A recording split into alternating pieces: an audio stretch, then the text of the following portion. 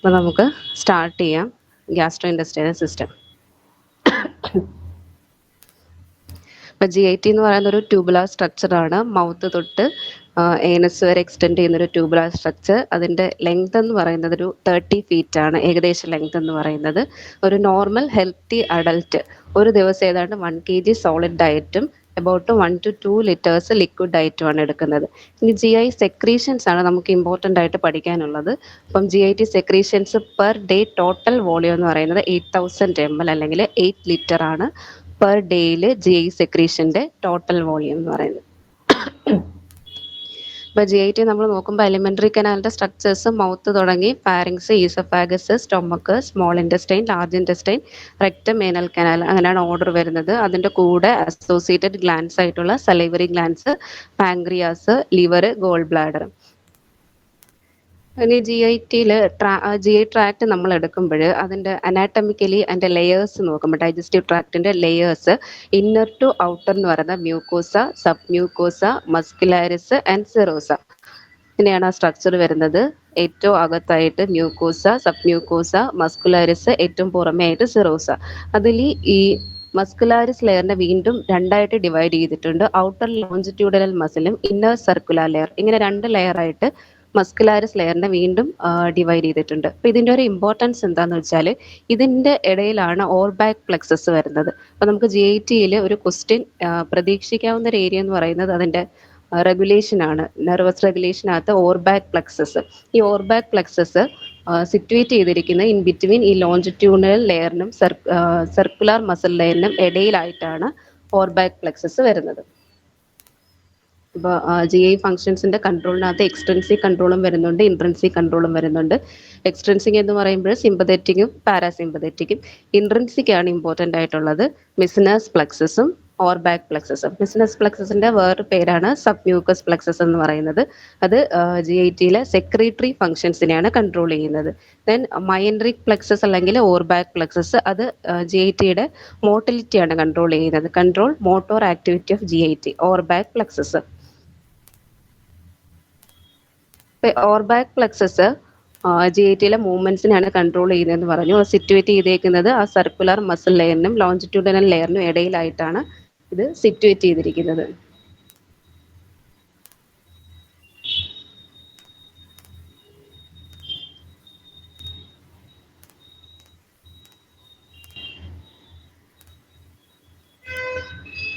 ഈ GI secretions നമുക്ക് ഓരോ പാർട്ടായിട്ട് നോക്കാം. ഫസ്റ്റ് എന്ന് പറയുന്നത് സലൈവറി സെക്രീഷൻസ് ആണ്.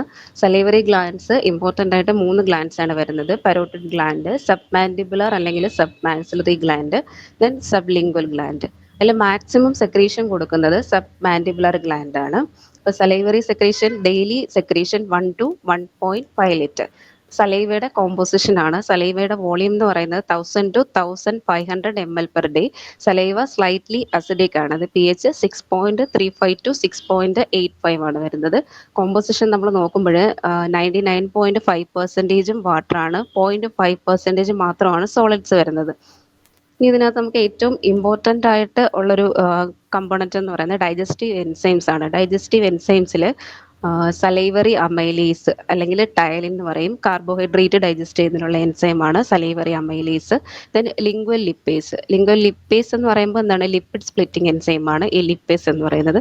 ഇതല്ലാതെ വേറെയും കുറേ കമ്പോണൻസ് ഉണ്ട്. മെർക്കുറി, പൊട്ടാസ്യം, അയഡൈഡ്, ലെഡ്, അങ്ങനെ കുറേ മിനറൽസും ഒക്കെ കമ്പോണൻസ് ആയിട്ട് വരുന്നുണ്ട്. പിന്നീട് ഇമ്പോർട്ടൻ്റ് ആയിട്ടുള്ള ഒരു പോയിന്റ്, സലൈവയിലാണ് മാക്സിമം പൊട്ടാസ്യം അയോൺസിന്റെ കോൺസെൻട്രേഷൻ ഉള്ളത്. ആ പോയിന്റ് ആണ് കേട്ടോ താഴെ കൊടുത്തിരിക്കുന്നത്. എന്തോ അത് ഫെയ്ഡ് ആയിട്ടുണ്ടത്. അപ്പോൾ മാക്സിമം പൊട്ടാസ്യം അയോൺ കോൺസെൻട്രേഷൻ വരുന്നത് സലൈവയിലാണ്. പിന്നെ സലൈവറി അമൈലേസ് നമ്മൾ പറഞ്ഞ പോലെ കാർബോഹൈഡ്രേറ്റ് സ്പ്ലിറ്റിംഗ് ആണ്. ലിംഗ്വൽ ലിപ്പേസ് എന്ന് പറയുന്നത് ലിപ്പിഡ് സ്പ്ലിറ്റിംഗ് ആണ്. പിന്നെ സലൈവയിലുള്ള ഇമ്പോർട്ടൻ്റ് ആയിട്ടുള്ള കോൺസ്റ്റിറ്റ്യൂവൻസ് എന്ന് പറയുന്നത് IgA ആൻറ്റിബോഡി ഉണ്ട്. അപ്പോൾ ഈ IgA ആൻറ്റിബോഡിയും ലൈസോസൈംസും ലാക്ടോഫെറിൻ, ഇവർ 3 പേരും കൂടെ ചേർന്നിട്ടാണ് സലൈവയ്ക്ക് ഒരു ആൻറ്റി ബാക്ടീരിയൽ പ്രോപ്പർട്ടി കൊടുക്കുന്നത്. IgA ആൻറ്റിബോഡി, ലൈസോസൈംസ് ആൻഡ് ലാക്ടോഫെറിൻ 3 പേരും കൂടെ ചേർന്ന് സലൈവയ്ക്ക് ഒരു ആൻറ്റി ബാക്ടീരിയൽ പ്രോപ്പർട്ടി ഉണ്ടാകുന്നത്. പിന്നെ നോർമലി സലൈവയിൽ ഗ്ലൂക്കോസ് ആബ്സെൻ്റ് ആയിരിക്കും. പക്ഷേ ഡയബറ്റിസ് മെലിറ്റസിൻ്റെ കേസ് വരുമ്പോഴത്തേക്കും ഗ്ലൂക്കോസ് പ്രസൻ്റ് ആയിരിക്കും സലൈവയിൽ.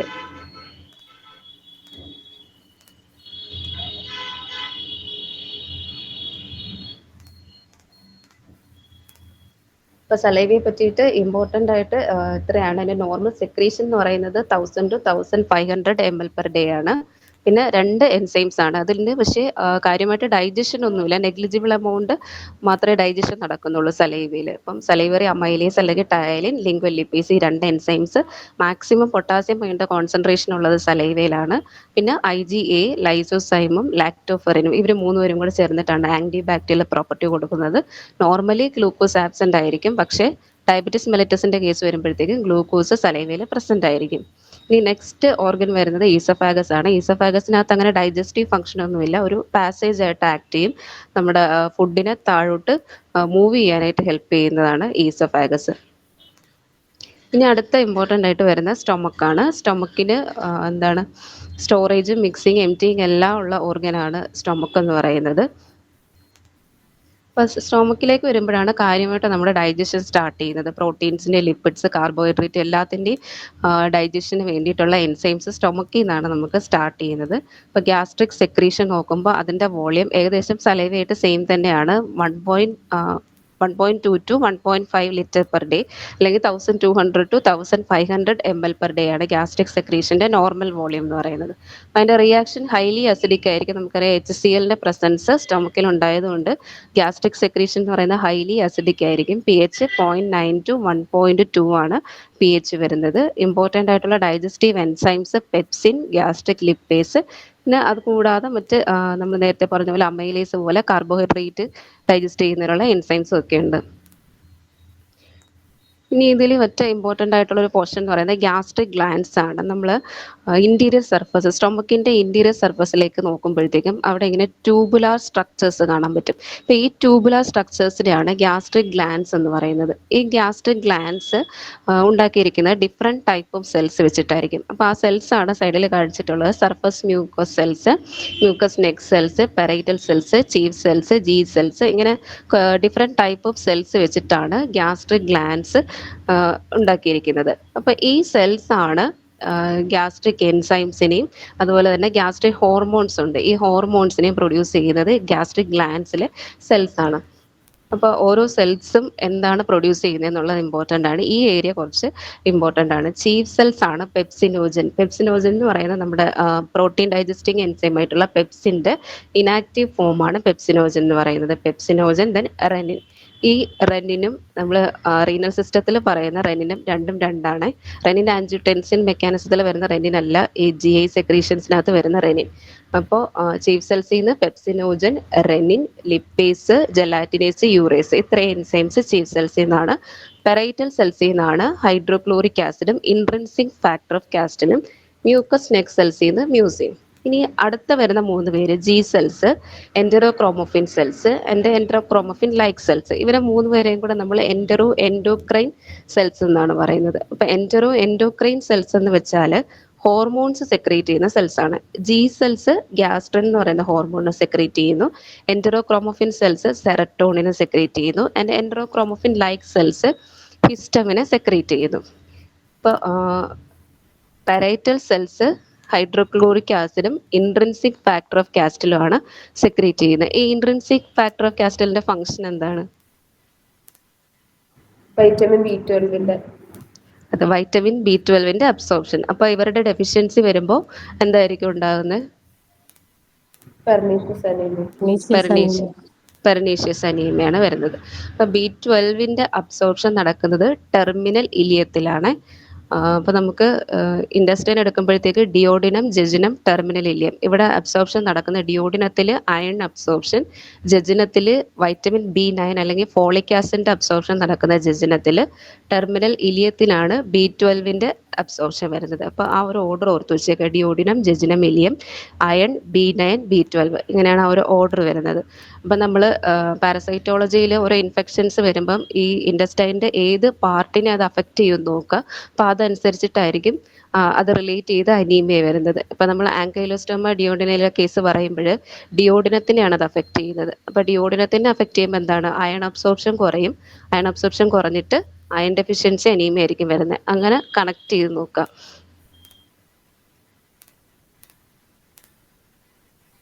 ഇത്രയാണ് പ്രധാനപ്പെട്ട സെൽസും അതിൻ്റെ സെക്രീഷൻസും. ഇനി ഗ്യാസ്ട്രിക് സെക്രീഷൻ 3 ഫേസിലായിട്ടാണ് നടക്കുന്നത്. Cephalic phase, gastric phase and industrial phase. ഇങ്ങനെ 3 ഫേസിലായിട്ടാണ് ഗ്യാസ്ട്രിക് സെക്രീഷൻ ഇമ്പോർട്ടൻ്റ് ആയിട്ട് നടക്കുന്നത്. ഫസ്റ്റ് സെഫാലിക് ഫേസ് എന്ന് പറയുമ്പോൾ നമ്മളൊരു ഫുഡിനെ കാണുമ്പോൾ അല്ലെങ്കിൽ ഫുഡിൻ്റെ സ്മെല്ല് നമുക്ക് കിട്ടുമ്പോൾ തന്നെ വയറ്റിൽ ഗ്യാസ്ട്രിക് സെക്രീഷൻ ഉണ്ടാവും. അപ്പോൾ അവിടെ സ്റ്റിമുലേഷൻ കൊടുക്കുന്നത് വെച്ചാൽ വേഗസ് നെർവാണ്. ഇപ്പോൾ സൈറ്റ് സ്മെല്ല് തോട്ട് അല്ല, അത് ഫുഡിൻ്റെ തോട്ട് സൈറ്റ് സ്മെല്ലൊക്കെ കിട്ടുമ്പോഴത്തേക്കും അല്ലെങ്കിൽ മൗത്തിൽ നമ്മൾ ഫുഡ് വെക്കുമ്പോഴത്തേക്കും വാഗസ് നെർവ് സ്റ്റിമുലേറ്റഡ് ആകും. ഈ സ്റ്റിമുലേഷൻ ഗ്യാസ്ട്രിക് ജ്യൂസിനെ സെക്രീറ്റ് ചെയ്യും. അടുത്ത ഗ്യാസ്ട്രിക് ഫേസിലേക്ക് വരുമ്പോഴത്തേക്ക് അവിടെ നെർവസ് കൺട്രോളും ഉണ്ട്, ഹോർമോണൽ സ്റ്റിമുലേഷനും ഉണ്ട്. നെർവസ് സ്റ്റിമുലേഷനും ഉണ്ട്, ഹോർമോണൽ സ്റ്റിമുലേഷനും ഉണ്ട്. ഇപ്പോൾ നമ്മുടെ ബോളസ് സ്റ്റൊമക്കിലേക്ക് നീങ്ങി തുടങ്ങുമ്പോൾ വേഗസ് നെർവ് സ്റ്റിമുലേറ്റഡ് ആവും. അതുപോലെ തന്നെ അവിടുത്തെ ലോക്കൽ നെർവ്സ് സ്റ്റിമുലേറ്റഡ് ആവും. ദെൻ ഗ്യാസ്ട്രിൻ, നമ്മൾ നേരത്തെ പറഞ്ഞ ജി സെൽസ് സെക്രീറ്റ് ചെയ്യുന്ന ഗ്യാസ്ട്രിനും സ്റ്റിമുലേഷൻസ് കൊടുക്കും. അങ്ങനെ ഗ്യാസ്ട്രിക് ജ്യൂസ് സെക്രീറ്റഡ് ആവും. Next stage intestinal face.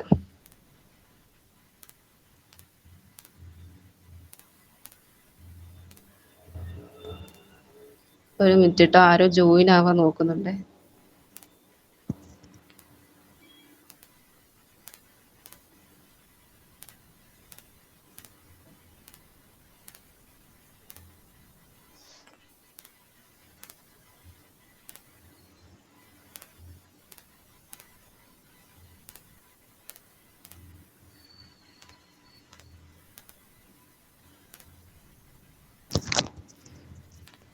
Okay, gastric ഫേസിൽ വാഗസ് നെർവും ഉണ്ട്, അതുപോലെ തന്നെ ഗ്യാസ്ട്രിനും സ്റ്റിമുലേഷൻ കൊടുക്കുന്നുണ്ട്.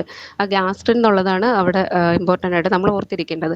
അടുത്ത ഇൻഡസ്റ്റൈനൽ ഫേസിലേക്ക് വരുമ്പോഴത്തേക്ക് അവിടെ നെർവ്സ് അല്ല, മോസ്റ്റ്ലി ഹോർമോണൽ കൺട്രോളാണ് വരുന്നത്.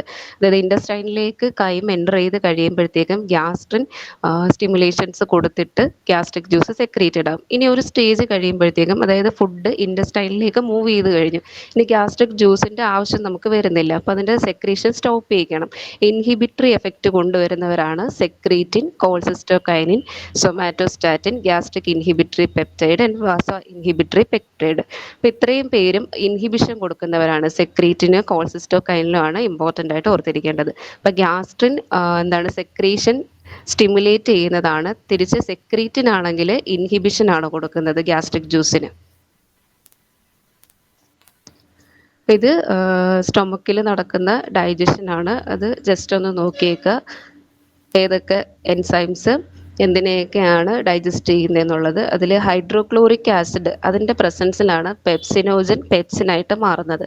അത് നേരത്തെ ചോദിച്ചിട്ടുള്ളൊരു ക്വസ്റ്റ്യനാണ്. പെപ്സിനോജനെ പെപ്സിനാക്കുന്നത് ഹൈഡ്രോക്ലോറിക് ആസിഡിൻ്റെ പ്രസൻസ് ആണ്. ഇപ്പോൾ പെപ്സിൻ ചെയ്യുന്നതെന്ന് വെച്ചാൽ പ്രോട്ടീൻസിനെ ഡൈജസ്റ്റ് ചെയ്ത് പ്രോട്ടിയേസസ്, പെപ്റ്റോൺസ് അങ്ങനെ ചെറിയ ചെറിയ മോളിക്യൂൾസ് ആക്കി മാറ്റുകയാണ് ചെയ്യുന്നത്. ഇനി അടുത്ത ഓർഗൻ എന്ന് പറയുന്നത് പാൻക്രിയാസ്. അപ്പോൾ പാൻക്രിയാസിൽ ഡൈജഷൻ നടക്കുന്നുണ്ടോ?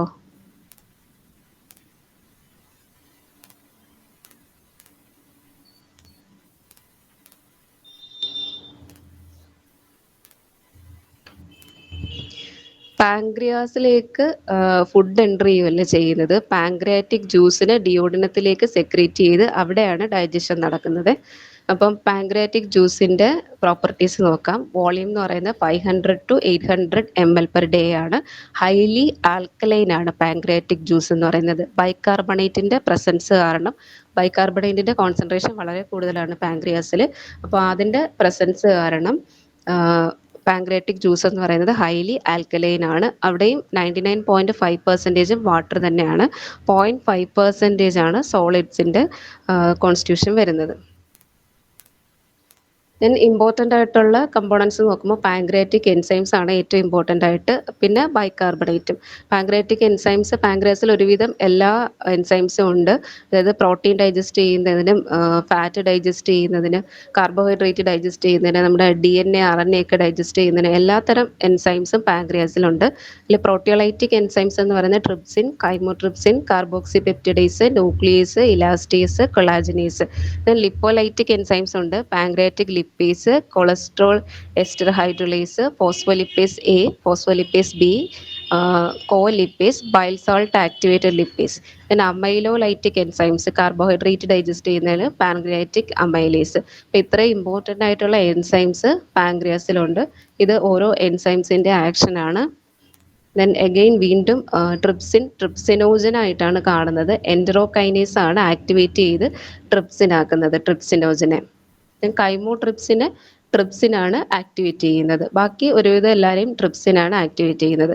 ട്രിപ്സിനോജനെ എൻഡറോകൈനേസ്, അതായത് ഇൻഡസ്റ്റൈനൽ ജ്യൂസ് ആണ് ട്രിപ്സിനോജനെ ട്രിപ്സിനാക്കി ആക്ടിവേറ്റ് ചെയ്തെടുക്കുന്നത്. പാൻക്രിയാസിനും ഇതുപോലെ സെക്രീഷൻസ് 3 ഫേസ് ആയിട്ടാണ് നമ്മൾ പറയുന്നത്. Cephalic phase, gastric phase, intestinal phase. സ്റ്റൊമക്കിലെ പോലെ തന്നെയാണ് സെഫാലിക് ഫേസ് എന്ന് പറയുന്നത്. സൈറ്റ് ഓർ സ്മെല്ല് കിട്ടുമ്പോൾ തന്നെ പാൻക്രിയാറ്റിക് ജ്യൂസ് സെക്രീറ്റ് ചെയ്യുന്നതാണ് സെഫാലിക് ഫേസ്. അവിടെ വാഗസ് നെർവ് തന്നെയാണ് സ്റ്റിമുലേഷൻസ് കൊടുക്കുന്നത്. വാഗസ് നെർവ് സ്റ്റിമുലേറ്റ് ചെയ്തിട്ട് പാൻക്രിയാറ്റിക് ജ്യൂസിൻ്റെ സെക്രീഷൻ ഉണ്ടാകും. ദെൻ ഗ്യാസ്ട്രിക് ഫേസിലേക്ക് വരുമ്പോഴത്തേക്കും ഹോർമോണൽ മാത്രമാണ്. സ്റ്റൊമക്കിൽ പക്ഷേ വാഗസ് നെർവും കൂടെ വരുന്നുണ്ടായിരുന്നു. പാൻക്രിയാസിൽ ഹോർമോണൽ മാത്രം. ഗ്യാസ്ട്രിനാണ് സ്റ്റിമുലേറ്റ് ചെയ്യുന്നത്. ഗ്യാസ്ട്രിൻ പാൻക്രിയാസിനെ സ്റ്റിമുലേറ്റ് ചെയ്ത് പാൻക്രിയാറ്റിക് ജ്യൂസ് സെക്രീറ്റ് ചെയ്യും. നെക്സ്റ്റ് ഇൻഡസ്റ്റൈനൽ ഫേസ് ആണ് ഇമ്പോർട്ടൻ്റ് ആയിട്ടുള്ളത്. ഇൻഡസ്റ്റൈനൽ ഫേസ് കൈമ ഇൻഡസ്റ്റൈനിലേക്ക് കയറുമ്പോഴത്തേക്കും 2 രീതിയിലാണ് സ്റ്റിമുലേറ്റ് ചെയ്യുന്നത്. അതായത് സെക്രീറ്റിനും കോൾസിസ്റ്റോകൈനും 2 ഹോർമോൺസ് 2 രീതിയിലാണ് അതിനെ സ്റ്റിമുലേറ്റ് ചെയ്യുന്നത്. സെക്രീറ്റിൻ്റെ ആക്ഷൻ കാരണം പാൻക്രിയാറ്റിക് ജ്യൂസ് റിച്ച് ഇൻ ബൈകാർബണേറ്റിൻ്റെ എമൗണ്ട് കൂടുതലുള്ള പാൻക്രിയാറ്റിക് ജ്യൂസ് സെക്രീറ്റ് ചെയ്യുന്നതിൻ്റെ കാരണം എന്ന് പറയുന്നത് സെക്രീറ്റിൻ്റെ ആക്ഷനാണ്. അടുത്ത കോൾസിസ്റ്റോകൈൻ്റെ ആക്ഷൻ കാരണം pancreatic juice rich in enzyme rich ആയിട്ടുള്ള പാൻക്രിയാറ്റിക് ജ്യൂസ് സെക്രീറ്റ് ചെയ്യാൻ കാരണം കോൾസിസ്റ്റോകൈനാണ്. അപ്പോൾ ഈ സെക്രീറ്റിനും കോൾസിസ്റ്റോകൈനിനും, സെക്രീറ്റിൻ എന്ന് പറയുന്നത് ഡ്യൂഡിനം ജിജനത്തിലെ എസ് ആണ് ഇതിനെ സെക്രീറ്റ് ചെയ്യുന്നത്. ആസിഡ് കൈമാണ് അതിൻ്റെ സ്റ്റിമുലൻറ്റ്. ആസിഡ് കൈമിൻ്റെ പ്രസൻസിലാണ് സെക്രീറ്റിൻ ആക്ട് ചെയ്യുന്നത്. ദെൻ കോൾസിസ്റ്റോകൈനിൻ അല്ലെങ്കിൽ എൻ്റെ വേറൊരു പേരാണ് പാൻക്രിയൂസൈമിൻ എന്ന് പറയുന്നത്. ഇത് സെക്രീറ്റ് ചെയ്യുന്നത് ഡ്യൂഡിനം ജിജനത്തിൽ നിന്ന് തന്നെയാണ് ഐസെൽസ്. ഇപ്പോൾ രണ്ടും ഡ്യൂഡിനം ജിജനത്തിൽ നിന്ന് തന്നെയാണ് വരുന്നത്. സെക്രീറ്റിൻ എസ് എന്ന് ഓർക്കുക. കോൾസിസ്റ്റോകൈനിൻ ഐസെൽസ്. ഇപ്പോൾ കോൾസിസ്റ്റോകൈനിൻ്റെ സ്റ്റിമുലൻ്റ് എന്ന് പറയുന്നത് എന്താണ്? ഫാറ്റി ആസിഡ്, ഫാറ്റി ഫുഡാണ്. Kine containing fatty acid and peptides. ഈ നെക്സ്റ്റ് ഓർഗനിലേക്ക് പോവുകയാണ് ലിവർ. ലിവറിൻ്റെ സെക്രീഷൻ ബൈലാണ്. ബൈലിൻ്റെ വോളിയം എന്ന് പറയുന്നത് 800 to 1200 ml/day ആണ്. ബൈലും ആൽക്കലൈനാണ്. pH 8 to 8.6 ആണ് വരുന്നത്. ബൈലിൽ കോമ്പോസിഷൻ വാട്ടർ 97.6%, സോളിഡ്സ് 2.4%. ഈ സോളിഡ്സിനകത്ത് ഇമ്പോർട്ടൻ്റ് ആയിട്ട് വരുന്നത് ബൈൽ സോൾട്ട് ആണ്. അപ്പോൾ അതിൻ്റെ കമ്പോണൻസ് നോക്കുമ്പോൾ bile salt, bile pigment, cholesterol, fatty acids, lecithin, mucin, ഇത്രയാണ് ഇതിൻ്റെ ഇമ്പോർട്ടൻ്റ് ആയിട്ടുള്ള കമ്പോണൻസ് എന്ന് പറയുന്നത്. ബൈൽ സോൾട്ട് എന്ന് വെച്ചാൽ എന്താണ്? ബൈൽ സോൾട്ട് എന്ന് പറയുന്നത് സോഡിയം അല്ലെങ്കിൽ potassium salt of bile acids. ഈ ബൈൽ ആസിഡ്സിൻ്റെ sodium potassium salt conjugated with glycine and taurine. ഗ്ലൈസിനും ടോറിനുമായിട്ട് കോൺജുഗേറ്റ് ചെയ്ത് നമുക്ക് കിട്ടുന്നതാണ് ബൈൽ സോൾട്ട് എന്ന് പറയുന്നത്. അതായത് കൊളസ്ട്രോളിൽ നിന്ന് പ്രൈമറി ബൈൽ ആസിഡ്സ് ഉണ്ടാകും. പ്രൈമറി ബൈൽ ആസിഡ്സ് എന്ന് പറയുന്നത് കോളിക് ആസിഡും കീനോഡിയോക്സി കോളിക് ആസിഡും. ഇവർ രണ്ടുമാണ് പ്രൈമറി ബൈൽ ആസിഡ്സ് എന്ന് പറയുന്നത്. ഈ ആക്ഷൻ നടക്കുന്ന ലിവറിലാണ്. ലിവറിൽ വെച്ചിട്ട് കൊളസ്ട്രോളിനെ കൺവേർട്ട് ചെയ്ത് പ്രൈമറി ബൈൽ ആസിഡ്സ് ആകും. പ്രൈമറി ബൈൽ ആസിഡ്സ് എന്ന് പറയുന്നത് കോളിക് ആസിഡും കീനോഡിയോക്സി കോളിക് ആസിഡും. ഇനി ഇത് ഇൻഡസ്റ്റൈനിലേക്ക് ചെല്ലുമ്പോഴത്തേക്കും ഇൻഡസ്റ്റൈനൽ ബാക്ടീരിയയുടെ ആക്ഷൻ വഴി സെക്കൻഡറി ബൈൽ ആസിഡ്സ് ഫോം ചെയ്യും. സെക്കൻഡറി ബൈൽ ആസിഡ്സ് ആണ് ഡിയോക്സി കോളിക് ആസിഡും ലിത്തോകോളിക് ആസിഡും. ഈ സെക്കൻഡറി ബൈൽ ആസിഡ്സ് ഗ്ലൈക്കോകോളിക് ആസിഡും അല്ലെങ്കിൽ ടോറോകോളിക് ആസിഡുമായിട്ട് കോൺജുഗേറ്റ് ചെയ്തിട്ട് അവർ സോഡിയം അല്ലെങ്കിൽ പൊട്ടാസ്യമായിട്ട് ചേരുമ്പോൾ നമുക്ക് കിട്ടുന്നതാണ് ബൈൽ സോൾട്ട് എന്ന് പറയുന്നത്. അപ്പോൾ bile salt are sodium potassium salt of bile acids. Sodium potassium ഗ്ലൈക്കോകോളേറ്റും സോഡിയം പൊട്ടാസ്യം ടോറോകോളേറ്റും, ഇതാണ് ഇമ്പോർട്ടൻ്റ് ആയിട്ടുള്ള നമുക്ക് ലിവറിലുള്ള ബൈൽ സോൾട്ട് എന്ന് പറയുന്നത്. അപ്പം ബൈൽ സോൾട്ടിൻ്റെ ഫങ്ഷൻസ് എന്ന് പറയുന്നത് ഒന്ന് എമൾസിഫിക്കേഷൻ, അതായത് നമ്മുടെ ഡൈജസ്റ്റീവ് എൻസൈംസിന് ഫാറ്റിനെ ഡയറക്റ്റായിട്ട് ഡൈജസ്റ്റ് ചെയ്യാൻ പറ്റാത്തത് കൊണ്ട് അതിന് ദഹിപ്പിക്കാൻ പരുവത്തിലുള്ള ചെറിയ ചെറിയ പാർട്ടിക്കിൾസ് ആക്കി കൊടുക്കുക എന്നുള്ളതാണ് ഈ ബൈൽ സോൾട്ടിൻ്റെ ഫങ്ഷൻ. അതിനാണ് നമ്മൾ എമൾസിഫിക്കേഷൻ എന്ന് പറയുന്നത്. അപ്പോൾ എംബൾസിഫിക്കേഷൻ കഴിയുമ്പോഴത്തേക്കും ലാർജ് ഫാറ്റ് മോളിക്യൂൾസ് ചെറിയ ചെറിയ പാർട്ടിക്കിൾസ് ആയിട്ട് മാറും. അതുപോലെ തന്നെ ഫാറ്റ് അബ്സോർപ്ഷന് ഹെൽപ്പ് ചെയ്യുന്നുണ്ട്.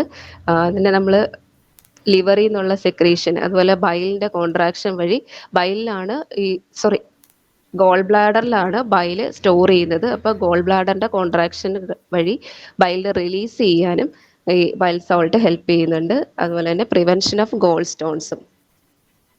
ഇത്രയാണ് ബൈൽ സോൾട്ടിൻ്റെ ഇമ്പോർട്ടൻ്റ് ആയിട്ടുള്ള ഫങ്ഷൻസ്. ഇനി ഇതിൽ ഇമ്പോർട്ടൻ്റ് ആയിട്ടുള്ള ഒരു ടോപ്പിക്കാണ് എൻറ്ററോ ഹെപ്പാറ്റിക് സർക്കുലേഷൻ എന്ന് പറയുന്നത്. എൻറ്ററോ ഹെപ്പാറ്റിക് സർക്കുലേഷൻ എന്ന് വെച്ചാൽ ഈ ബൈൽ സോൾട്ട് ലിവറിൽ ഫോം ചെയ്തിട്ട് നമ്മൾ ഗോൾ ബ്ലാഡറിലാണ് സ്റ്റോർ ചെയ്യുന്നത്. ആവശ്യമുള്ള സമയത്ത് ഡിയോഡിനത്തിലേക്ക് ഇത് റിലീസ് ചെയ്യും. ഡിയോഡിനത്തിൽ റിലീസ് ചെയ്തിട്ട് ഫാറ്റ് എമൾസിഫിക്കേഷനൊക്കെ ചെയ്ത് കഴിഞ്ഞിട്ട് ബാക്കി വരുന്ന ബൈൽ സോൾട്ട്, അതായത് മെജോറിറ്റി 95% തിരിച്ച് ലിവറിലേക്ക് തന്നെ റീഅബ്സോർബ് ചെയ്യും.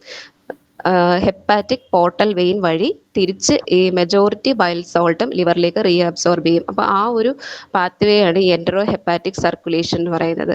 ബാക്കി ഒരു 5% ബൈൽ സോൾട്ട് മാത്രം ഫീസസിൽ കൂടെ എക്സ്ക്രീറ്റ് ചെയ്ത് പോകും. അപ്പോൾ ബൈൽ സോൾട്ടിനെ ആ ഒരു റീഅബ്സോർബ് ചെയ്യുന്ന ഒരു പാത്വേ ആണ് ഈ എൻറ്ററോ ഹെപ്പാറ്റിക് സർക്കുലേഷൻ എന്ന് പറയുന്നത്. 90 to 95% ഓഫ് ബൈൽ സോൾട്ട് ഡിയോഡിനത്തിലേക്ക് എൻ്റർ ചെയ്തിട്ട് അതിൻ്റെ ഒരു ഫങ്ഷൻ കഴിഞ്ഞ് കഴിഞ്ഞാൽ ബാക്കി എന്ത് ചെയ്യും, ലിവറിലേക്ക് പോർട്ടൽ വെയിൻ വഴി റീഅബ്സോർബ് ചെയ്യും. അപ്പോൾ ആ ഒരു പാത്വേയാണ് നമ്മൾ എൻറ്ററോ ഹെപ്പാറ്റിക് സർക്കുലേഷൻ എന്ന് പറഞ്ഞത്. ബാക്കി ഒരു 5% മാത്രം ഫീസസിൽ കൂടെ എക്സ്ക്രീറ്റ് ചെയ്ത് പോകും. ഇനി ഒരു കോളററ്റിക്സും ഉണ്ട്, കൊളാഗോഗ്സും ഉണ്ട്. കോളററ്റിക്സ് എന്ന് വെച്ചാൽ ബൈലിൻ്റെ സെക്രീഷൻ കൂട്ടുന്നവരാണ് കോളററ്റിക്സ് എന്ന് പറയുന്നത്. Substances that increase the volume of secretion of bile from liver. ലിവറിൽ നിന്ന് ബൈലിൻ്റെ സെക്രീഷൻ കൂട്ടുന്നവരാണ് കോളററ്റിക്സ്. അപ്പോൾ അതിൻ്റെ എക്സാമ്പിൾസ് എന്ന് പറയുന്നത് അസറ്റൈൽ കോളിനുണ്ട്, സെക്രീറ്റിനുണ്ട്, കോൾസിസ്റ്റോകൈനിനുണ്ട്, ആസിഡ് കൈം, ഇൻഡസ്റ്റൈനിൽ എൻ്റർ ചെയ്യുന്ന ആസിഡ് കൈം, ബൈൽ സോൾട്ട്, ഇവരൊക്കെ കോളററ്റിക്സ് ആണ്. അതായത് ബൈലിൻ്റെ സെക്രീഷൻ കൂട്ടുന്നവരാണ്. തിരിച്ച് കൊളാഗോഗ്സ് എന്ന് വെച്ചാൽ ഗോൾ ബ്ലാഡറിൻ്റെ കോൺട്രാക്ഷൻ വഴി ബൈൽ റിലീസ് ചെയ്യിപ്പിക്കുന്നവരാണ് കൊളാഗോഗ്സ്. മറ്റത് കോളററ്റിക്സ് ഡയറക്റ്റ് ലിവറിൽ നിന്നുള്ള സെക്രീഷൻ കൂട്ടുന്നവരും. കൊളാഗോഗ്സ് എന്ന് വെച്ചാൽ ഗോൾ ബ്ലാഡറിനെ കോൺട്രാക്ട് ചെയ്യിപ്പിച്ചിട്ട്, അതായത് സ്റ്റോർ ചെയ്ത് വെച്ചേക്കുന്ന ബൈലിനെ റിലീസ് ചെയ്യിപ്പിക്കുന്നവരാണ് കൊളാഗോഗ്സ് എന്ന് പറയുന്നത്. അപ്പം അതിലും ബൈൽ സോൾട്ട് ഉണ്ട്. Then calcium, fatty acids, amino acids, inorganic acids ഒക്കെയാണ് കൊളാഗോഗ്സിന് എക്സാമ്പിളായിട്ട് പറയുന്നത്. അപ്പോൾ നമ്മൾ salivary gland, stomach, pancreas, liver. ഇനി അടുത്തെന്ന് പറയുന്നത് സ്മോൾ ഇൻറ്റസ്റ്റൈൻ. അപ്പോൾ സ്മോൾ ഇൻറ്റസ്റ്റൈനിലാണ് മേജർ പാർട്ട് ഡൈജഷനും അബ്സോർപ്ഷനും ഒക്കെ നടക്കുന്നത് സ്മോൾ ഇൻറ്റസ്റ്റൈനിലാണ്. ഇപ്പോൾ സ്മോൾ ഇൻറ്റസ്റ്റൈനകത്ത് ടോട്ടൽ ഫ്ലൂയിഡ്, സ്മോൾ ഇൻറ്റസ്റ്റൈനൽ ജ്യൂസിൻ്റെ എമൗണ്ട് അല്ല പറയുന്നത്, total fluid 9 liters of fluid per day ആണ്. അതിൽ ഒരു 1 to 2 liters കോളനിൽ കൂടെ നമ്മൾ എക്സ്ക്രീറ്റ് ചെയ്ത് കളയാണ് ചെയ്യുന്നത്. ഇനി സ്മോൾ ഇൻറ്റസ്റ്റൈൻ നമ്മൾ നോക്കുമ്പോൾ സ്റ്റൊമക്കിൽ നേരത്തെ പറഞ്ഞതുപോലെ തന്നെ ഇന്നർ സർഫസ് നോക്കുമ്പോൾ അവിടെ ഇതുപോലെ ട്യൂബുലാർ സ്ട്രക്ചേഴ്സ് ഉണ്ട്. ഇൻറ്റസ്റ്റൈനൽ ഗ്ലാൻസ് എന്ന് പറയും. ഈ ഇൻറ്റസ്റ്റൈനൽ ഗ്ലാൻസിൽ നിന്ന് ലൂമനകത്തേക്കുള്ള പ്രൊജക്ഷൻസിനെയാണ് നമ്മൾ വില്ലൈ എന്ന് പറയുന്നത്. ഈ വില്ലൈ ലൈൻ ചെയ്തേക്കുന്നത് കോളുംനാർ എപ്പിത്തീലിയം വെച്ചിട്ടാണ്. ഈ കൊളുംനാർ എപ്പിത്തീലിയത്തിനാണ് എൻഡറോസൈറ്റ്സ് എന്ന് പറയുന്നത്. എൻഡറോസൈറ്റ്സ് ആണ് ഇൻറ്റസ്റ്റൈനൽ ജ്യൂസ് അല്ലെങ്കിൽ സക്കസ് സെൻറ്ററിക്കസിനെ സെക്രീറ്റ് ചെയ്യുന്നത്. അപ്പോൾ ഇതിൻ്റെ ഇന്നർ സർഫസിലുള്ള ട്യൂബുലാർ സ്ട്രക്ചേഴ്സ്, അതിനെയാണ് നമ്മൾ ക്രിപ്റ്റ്സ് ഓഫ് ലിബർക്കിൻ അല്ലെങ്കിൽ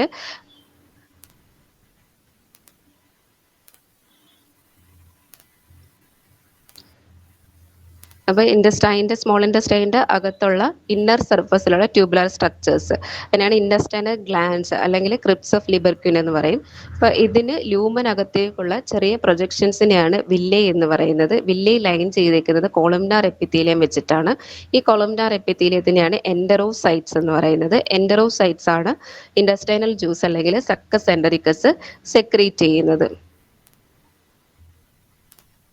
അതായത് നമ്മൾ ഗ്യാസ്ട്രിക് ഗ്ലാൻസിൽ പല ടൈപ്പ് സെൽസ് ഉണ്ടെന്ന് പറഞ്ഞ പോലെ തന്നെ ഇൻറ്റസ്റ്റൈനൽ ഗ്ലാൻസിലും പല ടൈപ്പ് സെൽസ് ഉണ്ട്.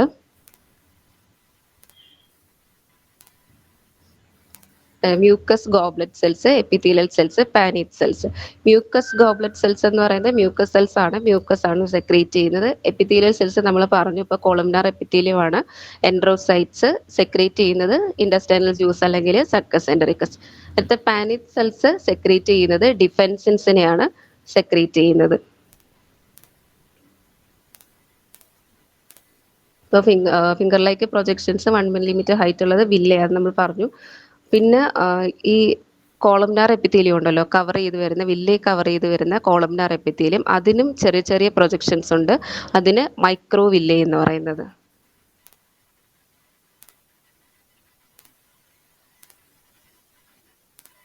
ഇതുപോലെ തന്നെ ഡിയോഡിനത്തിൽ കാണുന്ന എന്താണ് ട്യൂബുലാർ സ്ട്രക്ചേഴ്സ് അല്ലെങ്കിൽ ഗ്ലാൻസ് ആണ് ബ്രണ്ണേഴ്സ് ഗ്ലാൻഡ് എന്ന് പറയുന്നത്.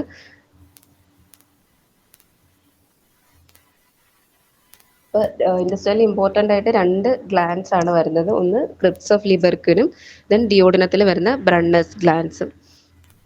ഈ ക്രിപ്സ് ഓഫ് ലിബർക്യുലിന്റെ സെൽസ് ആണ് ഈ mucus goblet cells, epithelial cells, Paneth cells ഒക്കെ. അതിൽ എപ്പിത്തീലിയൽ സെൽസ് ആണ് സക്കസ് എൻഡറിക്കസ് സെക്രീറ്റ് ചെയ്യുന്നത്. പാനീത് സെൽസ് ഡിഫെൻസിൻസ് ആണ് സെക്രീറ്റ് ചെയ്യുന്നത്. ദെൻ താഴേക്ക് വരുമ്പോൾ ഇലിയത്തിൽ അഗ്രിഗേറ്റഡ് ലിംഫാറ്റിക് നോഡ്യൂൾസ് ആണ് പെയേഴ്സ് പാച്ചസ് എന്ന് പറയുന്നത്. ഈ സക്കസ് എൻഡറിക്കസ് നോക്കുമ്പോൾ വോളിയം 1800 ml/day ആണ്. അതും ആൽക്കലൈൻ ആണ്, pH 8.3. ബാക്കി ഇങ്ങോട്ട് എല്ലാവരും ആൽക്കലൈൻ ആയിരുന്നു. അസിഡിക്, സ്ലൈറ്റ്ലി അസിഡിക് ആയിട്ടുള്ള ആളായിരുന്നു സലൈവ. അതിനുശേഷം സ്റ്റൊമക്കിൽ വന്നപ്പോഴാണ് ഹൈലി അസിഡിക് ആയിട്ടുള്ള നമുക്ക് ഗ്യാസ്ട്രിക് ജ്യൂസ്. പിന്നെ പാങ്ക്രിയാസിൻ്റെയും ലിവറിൻ്റെ ബൈലും ഇൻഡസ്റ്റൈൻ്റെ സക്കസ് എൻഡറിക്കസ് എല്ലാം ആൽക്കലൈൻ ഇൻ റിയാക്ഷൻ ആണ്. ഇതിൻ്റെ കോൺസ്റ്റിറ്റ്യൂൻസ് നോക്കുമ്പോഴത്തേക്കും ഇമ്പോർട്ടൻ്റ് ആയിട്ടുള്ളത് എൻസൈംസ് തന്നെയാണ്. പ്രോട്ടിയോലൈറ്റിക് എൻസൈംസ് ഉണ്ട്, അമൈലോലൈറ്റിക് എൻസൈംസ് ഉണ്ട്, ലിപ്പോലൈറ്റിക് എൻസൈംസ് ഉണ്ട്, എൻഡറോകൈനേസ് ഉണ്ട്. പ്രോട്ടിയോലൈറ്റിക്കിനകത്ത് അമിനോപെപ്റ്റിഡേസസ്, ഡൈപെപ്റ്റിഡേസസ്, ട്രൈപെപ്റ്റിഡേസസ്. അമൈലോലൈറ്റിക്കിനകത്ത് സുക്രേസ്, മാൾട്ടേസ്, ലാക്ടേസ്, ഡെക്സ്ട്രിനേസ്, ടെലീസ്, അങ്ങനെ അമൈലോലൈറ്റിക് എൻസൈംസ് ഉണ്ട്. ലിപ്പോലൈറ്റിക് എൻസൈംസിനകത്താണ് ലിപ്പേസ്. ഇപ്പം ഇൻഡസ്റ്റൈനകത്തുള്ള ഡൈജഷൻ കഴിയുമ്പോഴത്തേക്ക് നമുക്ക് അതിൻ്റെ ഏറ്റവും ചെറിയ പാർട്ടിക്കിൾ ആയിരിക്കും കിട്ടുന്നത്. ഡൈജഷൻ ഓൾമോസ്റ്റ് കഴിയും. ലാർജ് ഇൻഡസ്റ്റൈനകത്ത് അങ്ങനെ കാര്യമായിട്ട് ഡൈജഷൻ ഒന്നും വരുന്നില്ല. ഇനി ഇമ്പോർട്ടൻ്റ് ആയിട്ടുള്ളതെന്ന് വെച്ചാൽ ഗ്യാസ്ട്രോ ഇൻഡസ്റ്റൈനൽ ഹോർമോൺസ് ആണ്. അപ്പം അതിൽ 2-3 പേരെ നമ്മൾ സ്റ്റൊമക്കിൽ പറഞ്ഞിട്ടുണ്ടായിരുന്നു, ഗ്യാസ്ട്രിൻ, സെക്രീറ്റിൻ, കോൾസിസ്റ്റോകൈനിൻ എന്നൊക്കെ പറഞ്ഞിട്ട്. അപ്പോൾ ഈ GI ഹോർമോൺസിന് ഒരു ക്ലാസിഫിക്കേഷൻ ഉണ്ട്. Gastrin family, secretin family, others, ഇങ്ങനെ 3ആയിട്ട് ഡിവൈഡ് ചെയ്തിട്ടുണ്ട്. ഗ്യാസ്ട്രിൻ ഫാമിലിയിലാണ് ഗ്യാസ്ട്രിനും കോൾസിസ്റ്റോകൈനിനും വരുന്നത്. ഗ്യാസ്ട്രിൻ സെക്രീറ്റ് ചെയ്യുന്ന ഏത് സെൽസ് ആയിരുന്നു? G cells. G cells. സ്റ്റൊമക്കിലെ ജി സെൽസ് ആയിരുന്നു ഗ്യാസ്ട്രിൻ സെക്രീറ്റ് ചെയ്യുന്നത്. കോൾസിസ്റ്റോകൈനിൻ ആകുമ്പോൾ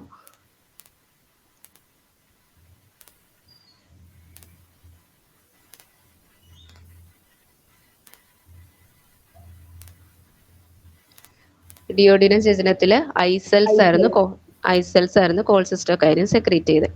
അടുത്ത സെക്രീറ്റിൻ ഫാമിലിയിൽ വരുന്ന secretin, glucagon, glicentin and VIP, GIP ഒക്കെയാണ് സെക്രീറ്റിൻ ഫാമിലിയിൽ വരുന്നത്. സെക്രീറ്റിൻ എവിടെ നിന്നായിരുന്നു സെക്രീറ്റ് ചെയ്തത്? S cells. S cells. Duodenum ചേചനത്തിലെ എസ് സെൽസ് എന്നാണ്. ഗ്ലൂക്കോഗോൺ എവിടെ നിന്നാണ്?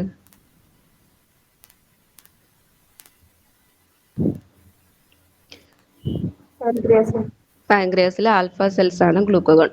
പിന്നെ അതേഴ്സിനകത്ത് peptide, YY, ghrelin, motilin, somatostatin, അങ്ങനെ വേറെയും കുറേ ഹോർമോൺസുകളുണ്ട്. നമുക്ക് ഇമ്പോർട്ടൻ്റ് ആയിട്ട് നോക്കേണ്ടത് ഈ ഗ്യാസ്ട്രിൻ, കോൾസിസ്റ്റോകൈനിൻ, സെക്രീറ്റിൻ, GIP ഒക്കെയാണ് ഏറ്റവും പ്രധാനപ്പെട്ട ഹോർമോൺസ്. അപ്പോൾ ഗ്യാസ്ട്രിൻ സെക്രീറ്റ് ചെയ്യുന്ന ജി സെൽസ് ആണ്. അതിൻ്റെ സ്റ്റിമുലസ് എന്ന് പറയുന്നത് stomach distension and acid PHF chyme causes gastrin to be produced.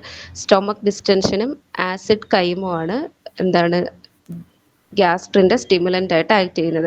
അതിൻ്റെ ആക്ഷൻസ് എന്ന് പറയുന്നത് HCl പ്രൊഡക്ഷൻ കൂട്ടുക, അതുപോലെ gastric motility, then stimulates growth of gastric mucosa, contract lower oesophageal sphincter, relaxes pyloric sphincter, relaxes ileocaecal sphincter. അപ്പോൾ HClൻ്റെ production കൂട്ടുക, gastric motility കൂട്ടുക, അതായത് ആ ഒരു ഡൈജഷൻ്റെ ആ ഒരു ഗ്യാസ്ട്രിക് ജ്യൂസിന്റെ സെക്രീഷന്റെ സംബന്ധം നമ്മൾ പറഞ്ഞല്ലോ, ഈ ഗ്യാസ്ട്രിന്റെ ആ ഒരു ഫംഗ്ഷൻ സ്റ്റിമുലേറ്റർ ആയിട്ട് ആക്ട് ചെയ്തിട്ട് ഗ്യാസ്ട്രിക് ജ്യൂസിനെ സെക്രീറ്റ് ചെയ്യിക്കുന്നുണ്ട്. അടുത്ത സെക്രീറ്റിൻ വരുന്നത് SLC എന്നാണ്. അവിടെ stimulus acid chyme in small intestine. Actions വരുന്നത് stimulate secretion of pancreatic juice and bile that is rich in bicarbonate ion. നമ്മൾ ആ ഒരു ഫേസസ് പറഞ്ഞായിരുന്നു, പാൻക്രിയാറ്റിക് ജ്യൂസിന്റെ ഫേസസ് പറഞ്ഞപ്പോൾ ആ ഒരു സെക്രീറ്റിൻ വന്നപ്പോൾ pancreatic juice rich in bicarbonate അയണും, കോൾസിസ്റ്റോകൈനിൻ വന്നപ്പോൾ pancreatic juice digestive enzymes rich ആയിട്ടുള്ള പാൻക്രിയാറ്റിക് ജ്യൂസാണ് കിട്ടിയത്. സെക്രീറ്റിന്റെ മറ്റ് ആക്ഷൻസ് എന്ന് പറയുന്നത് inhibit production of HCl in stomach, promote growth and maintenance of pancreas, enhance effect of cholecystokinin, അതുപോലെ തന്നെ increase rate of bile secretion by ലിവറിന്റെ ബൈൽ സെക്രീഷനെ കൂട്ടുക എന്നുള്ളതും സെക്രീറ്റിന്റെ ഫംഗ്ഷനാണ്. അടുത്ത കോൾസിസ്റ്റോകൈനിൻ വരുന്നത് ഐ സെൽസ്. ഈ എൻഡോക്രൈൻ സെൽസ് ഇൻ സ്മോൾ ഇൻറ്റസ്റ്റൈനകത്ത് വരുന്നതാണ് ഈ SLസും ഐ സെൽസും. അപ്പോൾ ഐ സെൽസ് ആണ് കോൾസിസ്റ്റോകൈനിനെ സെക്രീറ്റ് ചെയ്യുന്നത്. അവിടെയും സ്റ്റിമുലസ് ആസിഡ് കൈമാണ്. Chyme rich in amino acids, triglycerides, acid കൈമല്ല, ഫാറ്റി ഫുഡ്. കോൾസിസ്റ്റോകൈൻ്റെ നമ്മൾ നേരത്തെ പറഞ്ഞതാണ്, ഫാറ്റി ഫുഡാണ് അവിടെ സ്റ്റിമുലൻസ് ആയിട്ട് ആക്ട് ചെയ്യുന്നത്.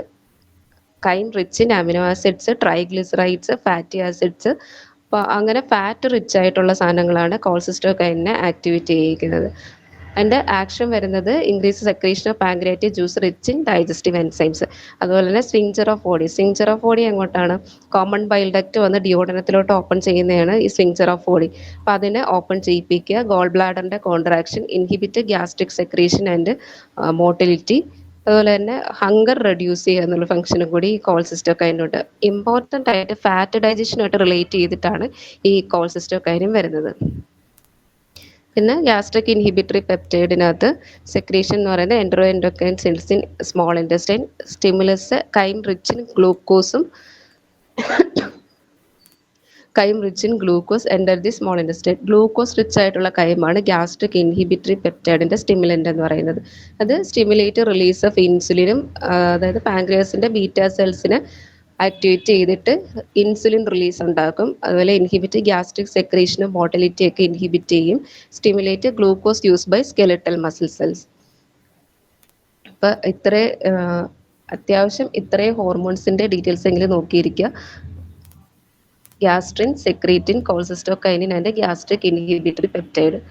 എല്ലാവരെ പറ്റിയിട്ടും ഡീറ്റെയിൽ ആയിട്ട് കൊടുത്തിട്ടുണ്ട്, പക്ഷേ ഇവരെയാണ് കൂടുതലും കണ്ടിട്ടുള്ളത്. ഇത്രയാണ് നമുക്കൊരു ഏകദേശം GIT പറ്റിയിട്ട് പറയാനുള്ള കാര്യങ്ങൾ.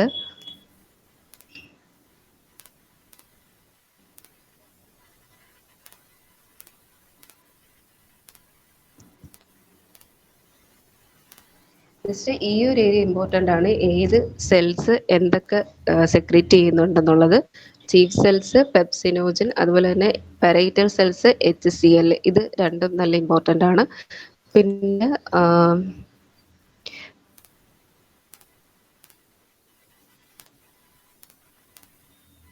സലൈവയിലാണ് പൊട്ടാസ്യം കോൺസെൻട്രേഷൻ എന്നുള്ള കാര്യം ഓർത്തിരിക്കണം. പാൻക്രിയാസിലേക്ക് വരുമ്പോഴത്തേക്കും ഈ സെക്രീറ്റിൻ്റെയും കോൾസിസ്റ്റോകൈനിൻ്റെയും കാര്യം ഒന്ന് ഓർത്തിരിക്കണം. ലിവർ ഓൾമോസ്റ്റ് പൈൽ സോൾട്ടിനെ പറ്റിയിട്ട് എല്ലാ കാര്യങ്ങളും ഇമ്പോർട്ടൻ്റ് ആണ്. ഹെപ്പാറ്റിക് സർക്കുലേഷൻ ഇമ്പോർട്ടൻ്റ് ആണ്. കൊളാഗോക്സ് എന്ന് വെച്ചാൽ ബൈലിൻ്റെ ലിവറിൽ നിന്നുള്ള സെക്രീഷൻ കൂട്ടുന്നവരാണ് കൊളററ്റിക്സ്. കൊളാഗോക്സ് എന്ന് വെച്ചാൽ ഗോൾ ബ്ലാഡറിൽ നിന്ന് റിലീസ് ചെയ്യിപ്പിക്കുന്നവരാണ് കൊളാഗോക്സ്. അപ്പോൾ രണ്ടും ബൈൽ സോൾട്ടിന് രണ്ട് ആക്ഷനും ഉണ്ട്, കൊളററ്റിക് ആക്ഷനും ഉണ്ട്, കൊളാഗോ ആക്ഷനും ഉണ്ട് ബൈൽ സോൾട്ടിന്. പിന്നെ സ്മോൾ ഇൻറ്റസ്റ്റൈനകത്ത് ക്രിപ്സ് ഓഫ് ലിബർക്വിനും ബാക്കി ആ സെല്ലുകൾ എൻഡ്രോസൈറ്റ്സ്, പാനിറ്റ്സെൽസ് ആണ് ഡിഫൻസ് സെൽസിനെ സെക്രീറ്റ് ചെയ്യുന്നത്. ദെൻ സക്കസ് എൻഡറിക്കസിനകത്ത് ഓൾമോസ്റ്റ് എല്ലാ എൻസൈംസും വരുന്നുണ്ട്. ദെൻ ഇമ്പോർട്ടൻ്റ് ആയിട്ടുള്ള ഗ്യാസ്ട്രിക് ഹോർമോൺസുകൾ. എന്തെങ്കിലും റിപ്പീറ്റ് ചെയ്യേണ്ടതുണ്ടോ GITയിൽ?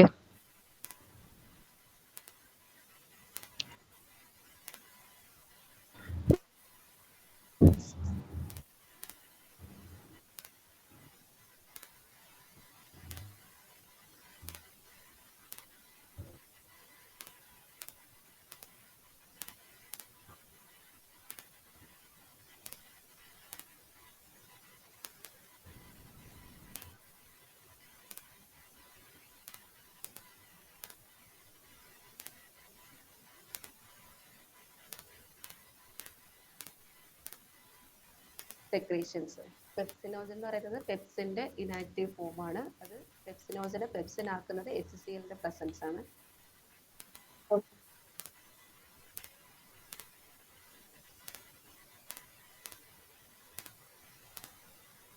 ഓക്കെ ആണോ? ഓക്കെ. റീനൽ സിസ്റ്റത്തിലോട്ട് പോവാം.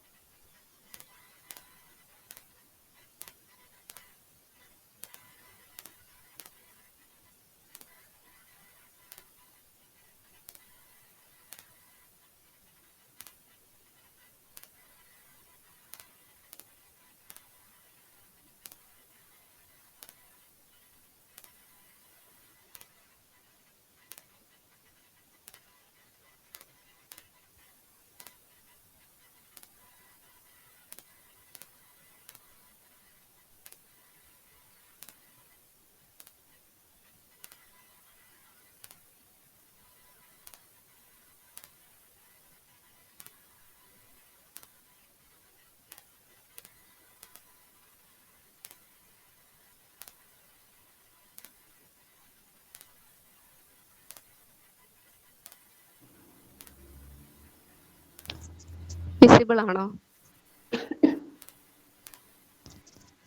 സ്ലൈഡ് വിസിബിൾ ആണോ?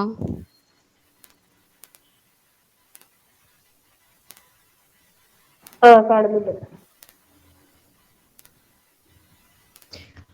ഓക്കെ. അപ്പോൾ റീനൽ സിസ്റ്റത്തിൽ നമ്മൾ നേരത്തെ പ്രയോറിറ്റി പറഞ്ഞപ്പോൾ ഫിസിയോളജി പ്രയോറിറ്റൈസ് ചെയ്യുമ്പോൾ ഏറ്റവും ഇമ്പോർട്ടൻ്റ് ആയിട്ടുള്ളത് റെസ്പിറേറ്ററി സിസ്റ്റം CVS ആണ്. അത് കഴിഞ്ഞാൽ ഇമ്പോർട്ടൻസ് ഉള്ളത് റീനൽ സിസ്റ്റത്തിലാണ്. അപ്പോൾ റീനൽ സിസ്റ്റത്തിലേക്ക് കടക്കാം. റീനൽ സിസ്റ്റം ഫസ്റ്റ് കിഡ്നിയുടെ സ്ട്രക്ചർ ഒന്ന് നോക്കാം. സ്ട്രക്ചർ നോക്കുമ്പോൾ കിഡ്നിക്ക് ഒരു ഔട്ടർ കോർട്ടെക്സ് ഉണ്ട്, ഇന്നർ മെഡുല്ല ഉണ്ട്, ഒരു റീനൽ സൈനസ്. റീനൽ സൈനസ് എന്ന് പറഞ്ഞാൽ സെൻട്രൽ പോർഷനെയാണ് റീനൽ സൈനസ് എന്ന് പറയുന്നത്. ഔട്ടർ കോർട്ടെക്സും ഇന്നർ റീനൽ സൈനസും. കോർട്ടെക്സിനെ നമ്മൾ നോക്കുമ്പോഴത്തേക്കും വീണ്ടും രണ്ടായിട്ട് തിരിച്ചിട്ടുണ്ട്. കോർട്ടിക്കൽ ആർച്ച് അല്ലെങ്കിൽ കോർട്ടിക്കൽ ലോബ്യൂൾസും ദെൻ കോളംസ് ഓഫ് ബെർത്തിനി. ഇങ്ങനെ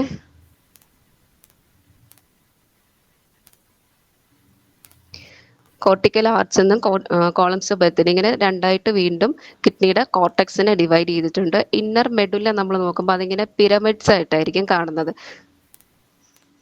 10 കോണിക്കൽ പിരമിഡ്സ് ആയിട്ടായിരിക്കും കാണുന്നത്. അതിന് പറയുന്ന വേറെ പേരാണ് ഈ മാൽപീജിയൻ പിരമിഡ് എന്ന് പറയുന്നത്.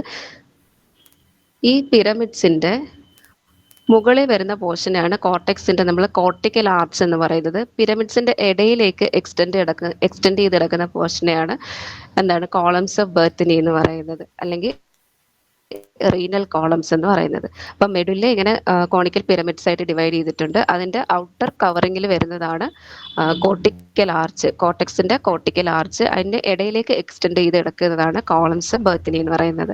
അപ്പം മെഡുല്ലയിൽ പിരമിഡ്സ് എടുക്കുമ്പോൾ പിരമിഡ്സും കോർട്ടിക്കൽ ആർച്ച്, അതായത് കോർട്ടെക്സിന്റെ ഒരു ഡിവിഷനാണ് ഈ കോർട്ടിക്കൽ ആർച്ച്. അത് രണ്ടും കൂടെ ചേർന്നതാണ് കിഡ്നിയുടെ ഒരു ലോബ് എന്ന് പറയുന്നത്. പിരമിഡ് പ്ലസ് കോർട്ടിക്കൽ ആർച്ച് ആണ് കിഡ്നിയുടെ ഒരു ലോബ്.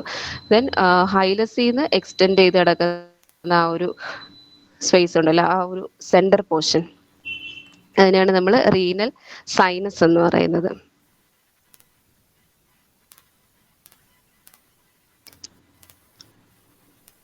ദെൻ യുറീറ്ററിലേക്ക് എക്സ്റ്റെൻഡ് ചെയ്യുന്ന റീനൽ പെൽവിസ്, അത് പോയിട്ട് മൈനർ കാലിസസ് ആയിട്ട് ഡിവൈഡ് ചെയ്തിട്ടുണ്ട്.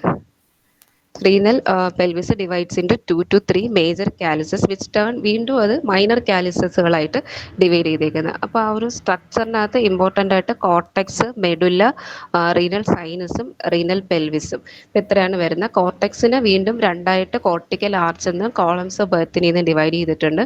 മെഡുല്ല എടുക്കുമ്പോൾ അത് കോണിക്കൽ പിരമിഡ്സ് ആയിട്ടാണ് ഡിവൈഡ് ചെയ്തേക്കുന്നത്. പിരമിഡും കോർട്ടിക്കൽ ആർച്ചും കൂടെ ചേർന്ന ഒരു പോർഷനാണ് നമ്മൾ കിഡ്നിയുടെ ഒരു ലോബ് എന്ന് പറയുന്നത്. ആ സെൻട്രൽ പോർഷനാണ് സൈനസ്. ദെൻ യൂറിറ്ററിലേക്ക് എക്സ്റ്റെൻഡ് ചെയ്യുന്നതാണ് റീനൽ പെൽവിസ്. അത് ഡിവൈഡ് ചെയ്ത് കാലിസസ് ആയിട്ടുണ്ട്. കാലിസസ് മേജർ കാലിസസ് വീണ്ടും ഡിവൈഡ് ചെയ്ത് മൈനർ കാലിസസ് ആയിട്ടുണ്ട്. ഇനി ഇതിൻ്റെ സ്ട്രക്ചറൽ ആൻഡ് ഫങ്ഷണൽ യൂണിറ്റ് എന്ന് പറയുന്നത് നെഫ്രോൺസ് ആണ്. ഒരു കിഡ്നി എടുക്കുമ്പോഴത്തേക്ക് ഏകദേശം 1 to 1.3 മില്യൺ നെഫ്രോൺസ്, ഓരോ കിഡ്നിയിലും 1 to 1.3 മില്യൺ നെഫ്രോൺസ് ഉണ്ടായിരിക്കും. ഒരു നെഫ്രോണിന്റെ പാർട്ട് എന്ന് പറയുന്നത് റീനൽ കോർപ്പസിൽ അല്ലെങ്കിൽ മാൽപീജിയൻ കോർപ്പസിലും റീനൽ ട്യൂബ്യൂളും കൂടെ ചേർന്നാണ്. ആ ഒരു കപ്പ് പോലുള്ള പോർഷനെയാണ് നമ്മൾ റീനൽ കോർപ്പസിൽ അല്ലെങ്കിൽ മാൽപീജിയൻ കോർപ്പസിൽ എന്ന് പറയുന്നത്. താഴോട്ട് എക്സ്റ്റെൻഡ് ചെയ്ത് കിടക്കുന്ന പോർഷന് റീനൽ ട്യൂബ്യൂൾ എന്ന് പറയും. അപ്പോൾ ഓരോ പാർട്ടായിട്ട് നോക്കാം. ഫസ്റ്റ് റീനൽ കോർപ്പസൽ അല്ലെങ്കിൽ മാൽപീജിയൻ കോർപ്പസൽ നോക്കാം.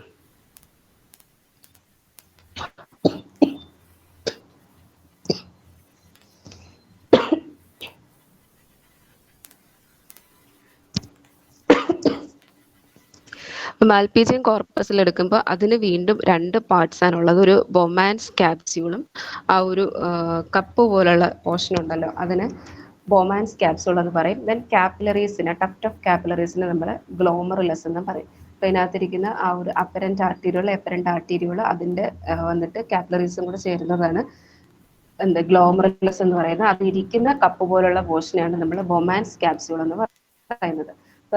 റീനൽ കോർപ്പസിൽ എടുക്കുമ്പോൾ അതിന് ഗ്ലോമറുലസ് ഉണ്ട്. ഗ്ലോമറുലസ് എന്ന് പറയുന്നത് ടഫ്റ്റ് ഓഫ് കാപ്പിലറീസ് ആണ്. അതിനകത്ത് അഫറന്റ് ആർട്ടീരിയോൾ ഉണ്ട്, എഫറന്റ് ആർട്ടീരിയോൾ ഉണ്ട്, ദെൻ ഗ്ലോമറുലർ കാപ്പിലറീസ് ഉണ്ട്. ഇപ്പൊ എഫറന്റിന്റെ ഡയമീറ്റർ അഫറന്റിനേക്കാളും എപ്പോഴും കുറവായിരിക്കും. അഫറന്റ് ആർട്ടീരിയോൾ എന്ന് പറയുമ്പോൾ എന്താണ്, അങ്ങോട്ട് കൊടുക്കുന്നവരാണ്. അതായത് നമ്മുടെ ഗ്ലോമറുലസിന്റെ അകത്തേക്ക് പോകുന്നവരാണ് അഫറന്റ് അകത്തേക്കും എഫറന്റ് ഇങ്ങോട്ട് പുറത്തേക്കും വരുന്നവരാണ് എഫറന്റ്. അപ്പൊ ഈ എഫറന്റിന്റെ ഡയമീറ്റർ അഫറന്റിനേക്കാളും എപ്പോഴും കുറവായിരിക്കും. അതൊരു ഗ്ലോമറുലർ ഫിൽട്രേഷൻ കറക്റ്റ് ആയിട്ട് നടക്കുന്നതിന് വേണ്ടിയിട്ടുള്ള ഒരു അറേഞ്ച്മെന്റ് ആണ് ആ ഡയമീറ്റർ അങ്ങനെ സെറ്റ് ചെയ്തിരിക്കുന്നത്. ഈ കാപ്പിലറീസിന്റെ അകത്ത് ചെറിയ ചെറിയ പോർസ് ഉണ്ട്. അതിനെ നമ്മൾ ഫെനസ്ട്രി അല്ലെങ്കിൽ ഫിൽട്രേഷൻ പോർസ് എന്ന് പറയും. അപ്പോൾ ഇതാണ് ഫസ്റ്റ് പാർട്ട് ഗ്ലോമറുലസ്. ദെൻ അടുത്തത് ബൊമാൻ ക്യാപ്സ്യൂൾ. ആ കപ്പ് പോലുള്ള പോർഷനാണ് ബൊമാൻ ക്യാപ്സ്യൂൾ എന്ന് പറയുന്നത്. അതിനകത്താണ് ഗ്ലോമറുലസ് ഇരിക്കുന്നത്. അപ്പോൾ 2 ലെയറാണ് ബൊമാൻ ക്യാപ്സ്യൂളിനുള്ളത്. അകത്ത് ഇന്നർ വിസലർ ലെയറും പുറത്തായിട്ട് വരുന്ന ഔട്ടർ പെറൈറ്റൽ ലെയറും. അപ്പം ഗ്ലോമറുലസുമായിട്ട് കോണ്ടാക്ട് വരുന്ന ലെയർ ഏതാണ്?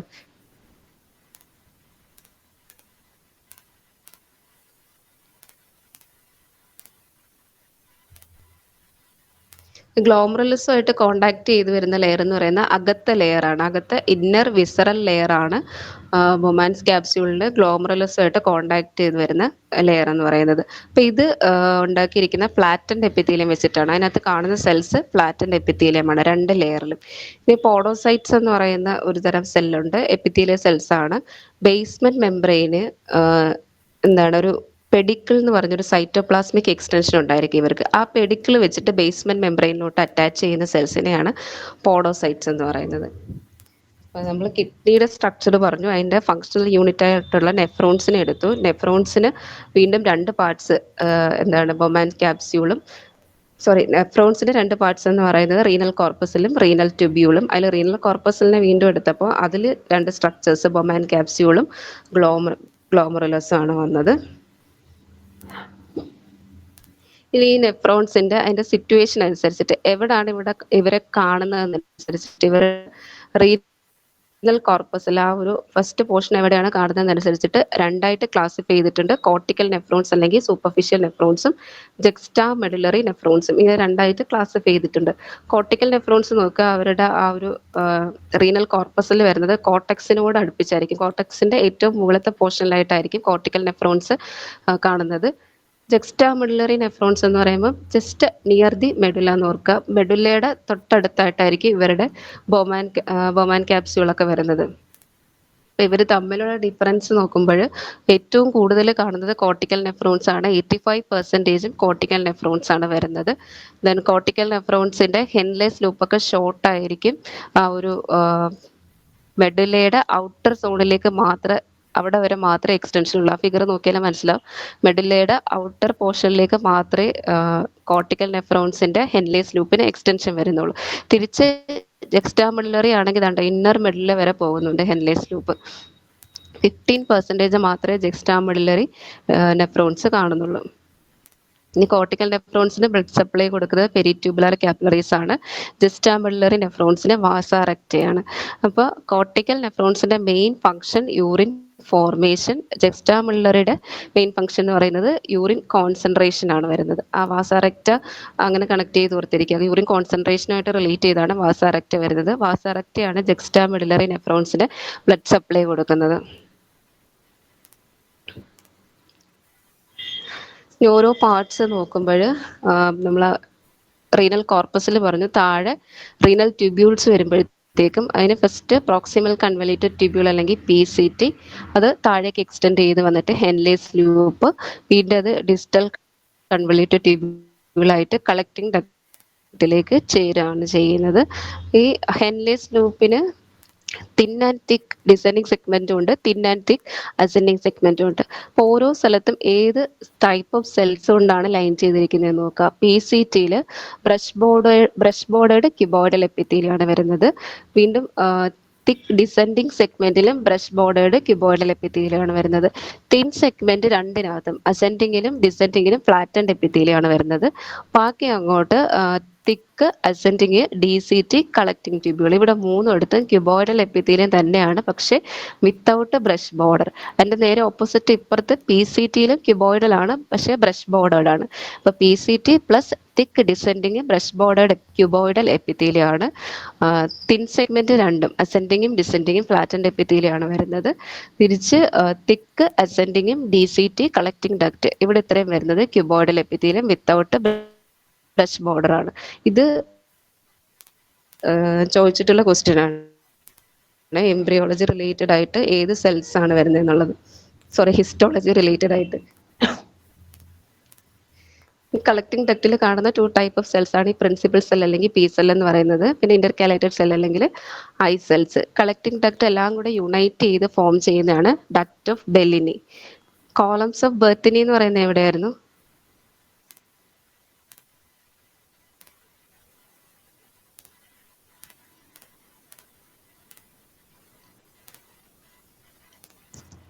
ആരും ഇല്ലേ?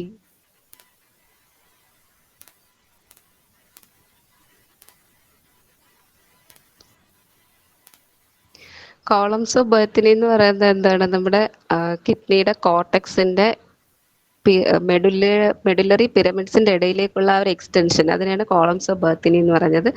ഡക്റ്റ് ഓഫ് ബെലിനി എന്ന് പറഞ്ഞാൽ കളക്ടിങ് ഡക്റ്റുകളെ യുണൈറ്റ് ചെയ്ത് ഫോം ചെയ്യുന്നതാണ് ഡക്റ്റ് ഓഫ് ബെലിനി എന്ന് പറയുന്നത്. അടുത്തത് ജെക്സ്ട്രാ ഗ്ലോമറുലർ അപ്പാരറ്റസ് ആണ്. ജെക്സ്ട്രാ ഗ്ലോമറുലർ അപ്പാരറ്റസ് എന്ന് പറയുന്ന ഒരു സ്പെഷ്യലൈസ്ഡ് ഓർഗൻ ആണ്. നമ്മുടെ ഗ്ലോമറുലസിന്റെ അടുത്തായിട്ട് വരുന്ന ഒരു സ്പെഷ്യലൈസ്ഡ് ഓർഗൻ ആണ് ജെക്സ്ട്രാ ഗ്ലോമറുലർ അപ്പാരറ്റസ്. ഗ്ലോമറുലസ് എന്തായിരുന്നു?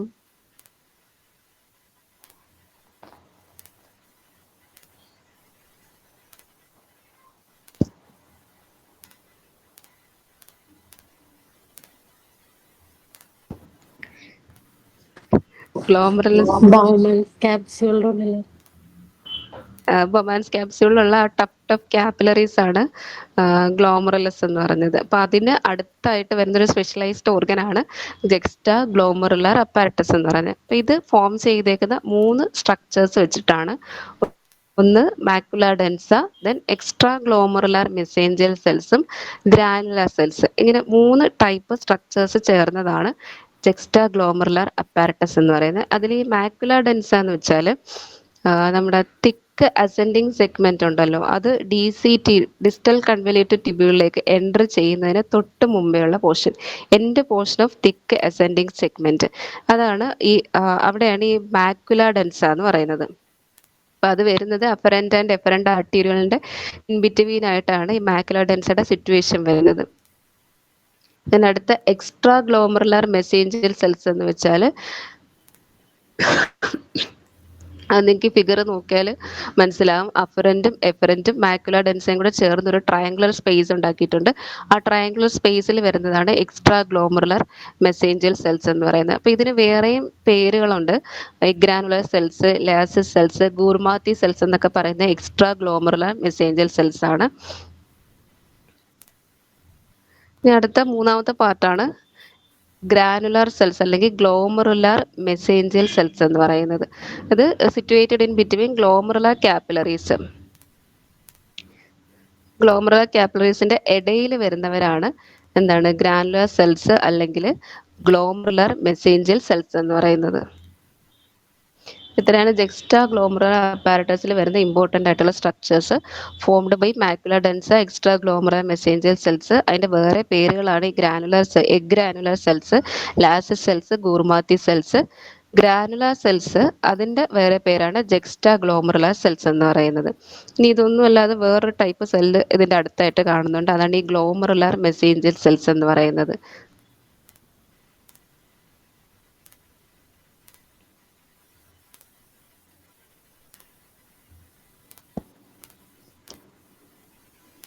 അപ്പോൾ മാക്യുല ഡെൻസ എന്ന് പറയുന്നത് തിക്ക് അസെൻഡിങ് സെഗ്മെന്റ് ഡി സി ടിയിലോട്ട് കയറുന്നതിന് തൊട്ട് മുമ്പേയുള്ള എൻഡ് പോർഷനാണ് മാക്യുല ഡെൻസ എന്ന് പറയുന്നത്. എക്സ്ട്രാ ഗ്ലോമറുലാർ മെസേഞ്ചിയൽ സെൽസ് എന്ന് പറയുന്ന ആ ഒരു ട്രയാങ്കിൾ, മാക്യുല ഡെൻസയും എഫറൻറ്റും കൂടെ ചേർന്ന് ഫോം ചെയ്ത ട്രയാങ്കിളിൽ ഇരിക്കുന്നതാണ് extra glomerular mesangial cells. Granular cells അല്ലെങ്കിൽ ജെക്സ്റ്റാ ഗ്ലോമറുലാർ സെൽസ് എന്ന് പറയുന്നത് സ്പെഷ്യലൈസ്ഡ് സ്മൂത്ത് മസിൽ സെൽസ് ആണ്. അപ്പറൻറ്റ് ആർട്ടീരിയകളുടെ വാളിൽ കാണുന്നതാണ് ഈ ജെക്സ്റ്റാ ഗ്ലോമറുലാർ സെൽസ് എന്ന് പറയുന്നത്.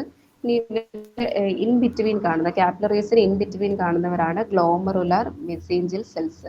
അപ്പോൾ ഈ ഓരോ സെൽസും യൂറിൻ ഫോർമേഷൻ ആൻഡ് കോൺസെൻട്രേഷനകത്താണ് ഇമ്പോർട്ടൻ്റ് ആയിട്ടുള്ള ഫങ്ഷൻസ് വരുന്നത്.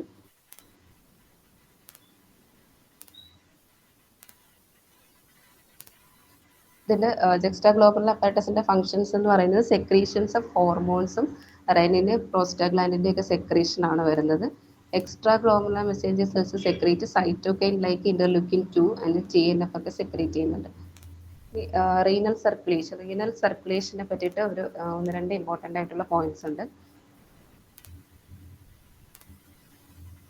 റീനൽ ആർട്ടറി എന്ന് പറയുന്നത് ഡയറക്റ്റ് ബ്രാഞ്ച് ഓഫ് അയോട്ടയുടെ ഡയറക്റ്റ് ബ്രാഞ്ച് ആണ് വരുന്നത്. 2 കിഡ്നീസിലും കൂടെ ഏതാണ്ട് 1300 ml ബ്ലഡ് പെർ മിനിറ്റ്, അതായത് മിനിറ്റിൽ 1300 ml ബ്ലഡ് റിസീവ് ചെയ്യുന്നുണ്ട്. അതായത് second organ to receive maximum blood flow. First organ എന്ന് പറയുന്നത് ലിവർ ആണ്. ലിവറിലേക്ക് 1500 ml പെർ മിനിറ്റ് ആണ് ബ്ലഡ് റിസീവ് ചെയ്യുന്നത്.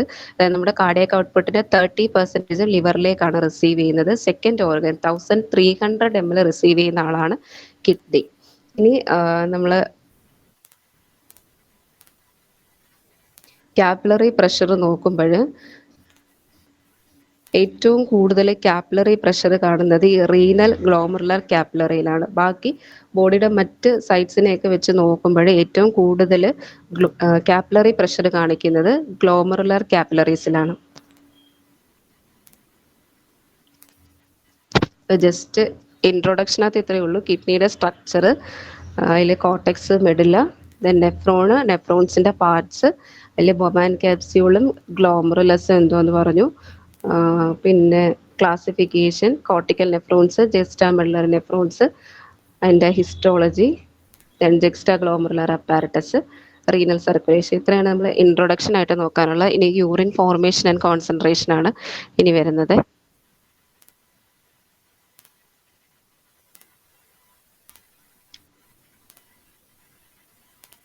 വിസിബിൾ ആണല്ലോ അല്ലേ?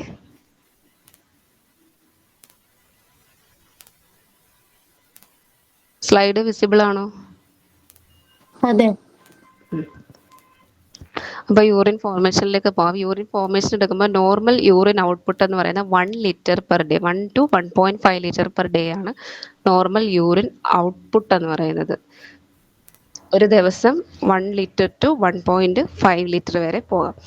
അപ്പോൾ യൂറിൻ ഫോർമേഷനകത്ത് നമുക്ക് മെയിനായിട്ട് 3 സ്റ്റേജസ് ആണുള്ളത്. Glomerular filtration, tubular reabsorption and tubular secretion. ഇതിൽ ഓരോരുത്തരായിട്ട് നോക്കാം. ഗ്ലോമറുലാർ ഫിൽട്രേഷൻ, അതിനകത്ത് ഇമ്പോർട്ടൻ്റ് ആയിട്ട് നമുക്ക് നോക്കാനുള്ളത് ഒരു ഫിൽട്രേഷൻ മെംബ്രെയിൻ ആണ്.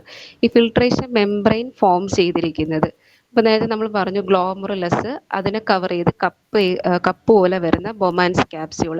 അപ്പോൾ ആ ഒരു സ്ട്രക്ചർ എടുക്കുമ്പോൾ കാപ്പിലറീസിൻ്റെ ഏറ്റവും താഴത്തെ ലെയർ ഗ്ലോമറുലാർ കാപ്പിലറി മെംബ്രെയിനും ദെൻ ഇതിന് ഇടയ്ക്ക് വരുന്ന ഒരു ബേസ്മെന്റ് മെംബ്രെയിൻ എന്ന് പറയുന്നത് കാപ്പിലറീസിന്റെ basement membrane plus visceral layer of Bowman's ക്യാപ്സ്യൂളിന്റെ ഇന്നർ ലെയർ.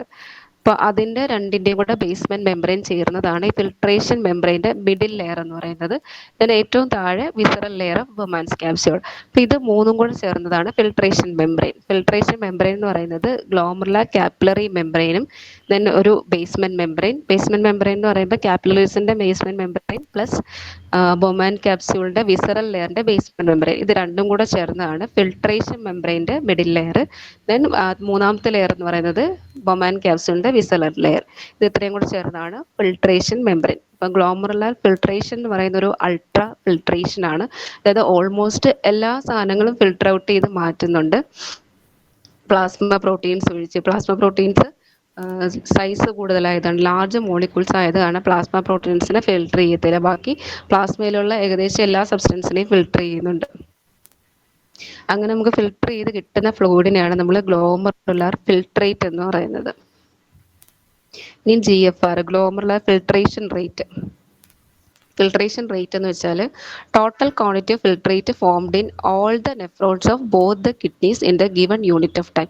ഇപ്പോൾ ഒരു യൂണിറ്റ് ഓഫ് ടൈം എടുത്താൽ രണ്ട് കിഡ്നിയിലെയും എല്ലാ നെഫ്രോൺസിനും കൂടെ ചേർത്ത് എത്ര ഫിൽട്രേറ്റ് ഫോം ചെയ്യുന്നുണ്ട് എന്നുള്ളതാണ് GFR. രണ്ട് കിഡ്നീസിലെയും എല്ലാ നെഫ്രോൺസിലും കൂടെ എത്രമാത്രം ഫിൽട്രേറ്റ് ഫോം ചെയ്യുന്നുണ്ട്. അത് normal value 125 ml per minute, ഒരു മിനിറ്റിൽ 125 ml, പെർ ഡേ നോക്കുവാണെങ്കിൽ 180 ലിറ്ററും. അതാണ് GFRന്റെ നോർമൽ റേറ്റ് എന്ന് പറയുന്നത്. 125 ml പെർ മിനിറ്റും 180 ലിറ്റർ പെർ ഡേയുമാണ്.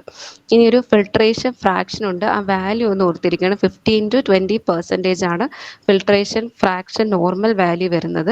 അത് എന്താന്ന് വെച്ചാൽ portion of renal plasma which become the filtrate, പ്ലാസ്മയുടെ എത്ര പാർട്ടിനെ ഫിൽട്ടർ ഔട്ട് ചെയ്ത് മാറ്റുന്നുണ്ടെന്നുള്ളതാണ് filtration fraction. Portion of renal plasma which become the filtrate, എത്ര പോർഷനെ ഫിൽട്ടർ ചെയ്ത് ആ ഒരു ഫിൽട്രേറ്റ് ആക്കി മാറ്റിയിട്ടുണ്ട്, അതാണ് ഫിൽട്രേഷൻ ഫ്രാക്ഷൻ എന്ന് പറയുന്നത്. അതിൻ്റെ ഒരു വാല്യൂ 15 to 20% ആണ്. ഇനി ഇതിനെ ഡിറ്റർമിൻ ചെയ്യുന്ന കുറച്ച് പ്രഷറുണ്ട്. ഫസ്റ്റ് എന്ന് പറയുന്നത് ഗ്ലോമറുലാർ കാപ്പിലറി പ്രഷർ. എന്ന് പറയുന്നത് കാപ്പിലറീസിൽ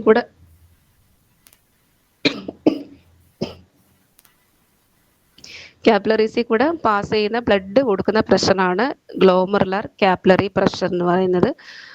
അപ്പോൾ ഈ ഗ്ലോമറുലാർ കാപ്പിലറി പ്രഷർ കൂടിയാൽ ഫിൽട്രേഷൻ കൂടുമോ കുറയുമോ?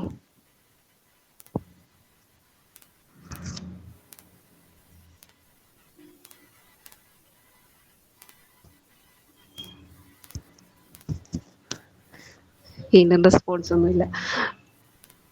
അപ്പോൾ ഈ കാപ്പിലറീസിലെ പ്രഷർ എന്ന് വെച്ചാൽ എന്താണ്? ബ്ലഡ് കൊടുക്കുന്ന, അതിൽ കൂടെ ഫ്ലോ ചെയ്യുന്ന ബ്ലഡ് കൊടുക്കുന്ന പ്രഷറാണ്. അപ്പോൾ ആ പ്രഷർ കൂടുതലാണെന്ന് വെച്ചാൽ ബ്ലഡ് ഫ്ലോ കൂടുതലാണെന്നാണ് നമ്മൾ മനസ്സിലാക്കേണ്ടത്. ബ്ലഡ് ഫ്ലോ കൂടുമ്പോഴത്തേക്കും മാക്സിമം ഫിൽട്രേഷൻ നടക്കും. അപ്പം GFR കൂടും. ഗ്ലോമറുലാർ കാപ്പിലറി പ്രഷർ കൂടുമ്പോൾ GFR കൂടും. അടുത്ത കൊളോയിഡൽ ഓസ്മോട്ടിക് പ്രഷർ ഇൻ ഗ്ലോമറുലി.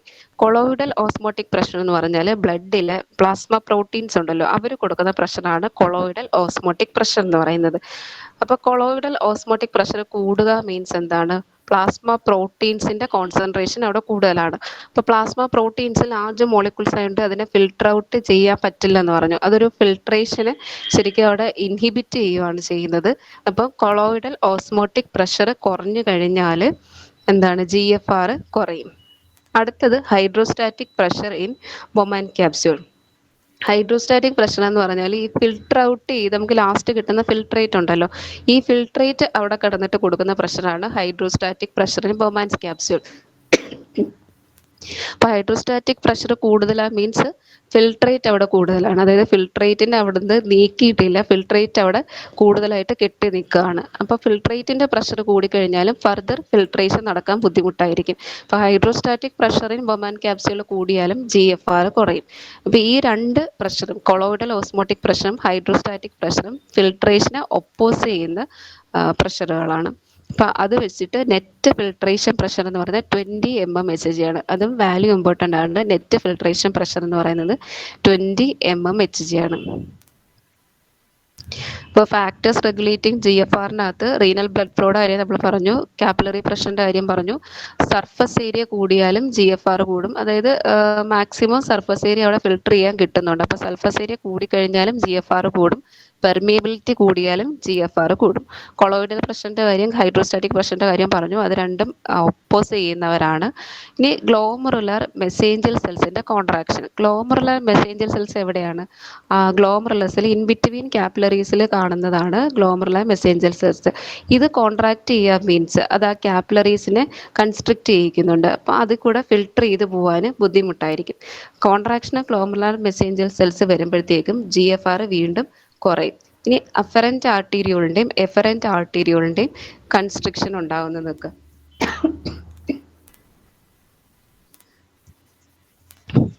അപ്പോൾ അഫറൻറ്റ് ആർട്ടീരിയോള് കൺസ്ട്രിക്റ്റഡ് ആകുമ്പോഴത്തേക്കും, അതായത് ഗ്ലോമറുലസിലേക്ക് ബ്ലഡ് കൊടുക്കുന്നവരാണ് അഫറൻറ്റ് ആർട്ടീരിയോൾ എന്ന് പറയുന്നത്.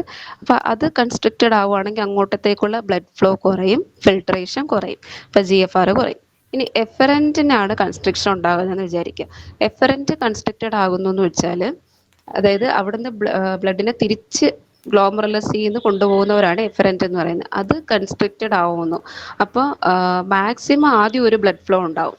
ആദ്യം മാക്സിമം ബ്ലഡ് ഫ്ലോ ഉണ്ടാകുന്ന സമയത്ത് GFRും കൂടും. പക്ഷേ അവിടെ ഫിൽട്ടർ ചെയ്ത് കഴിഞ്ഞിട്ടുള്ള ബ്ലഡിനെ അവിടെ നിന്ന് മൂവ് ചെയ്ത് മാറ്റുന്നില്ല. Efferent constricted ആയിട്ടിരിക്കുകയാണ്. അപ്പോൾ പതുക്കെ പതുക്കെ GFR കുറയുകയാണ് ചെയ്യുന്നത്. ഈ സിസ്റ്റമിക് ആർട്ടീരിയൽ പ്രഷറിൽ ഒരു 180 അല്ലെങ്കിൽ 180ക്ക് എബോ അല്ലെങ്കിൽ 60ക്ക് ബിലോ ഒക്കെ പോയാലേ അത് GFRനെ എഫക്റ്റ് ചെയ്യത്തുള്ളൂ.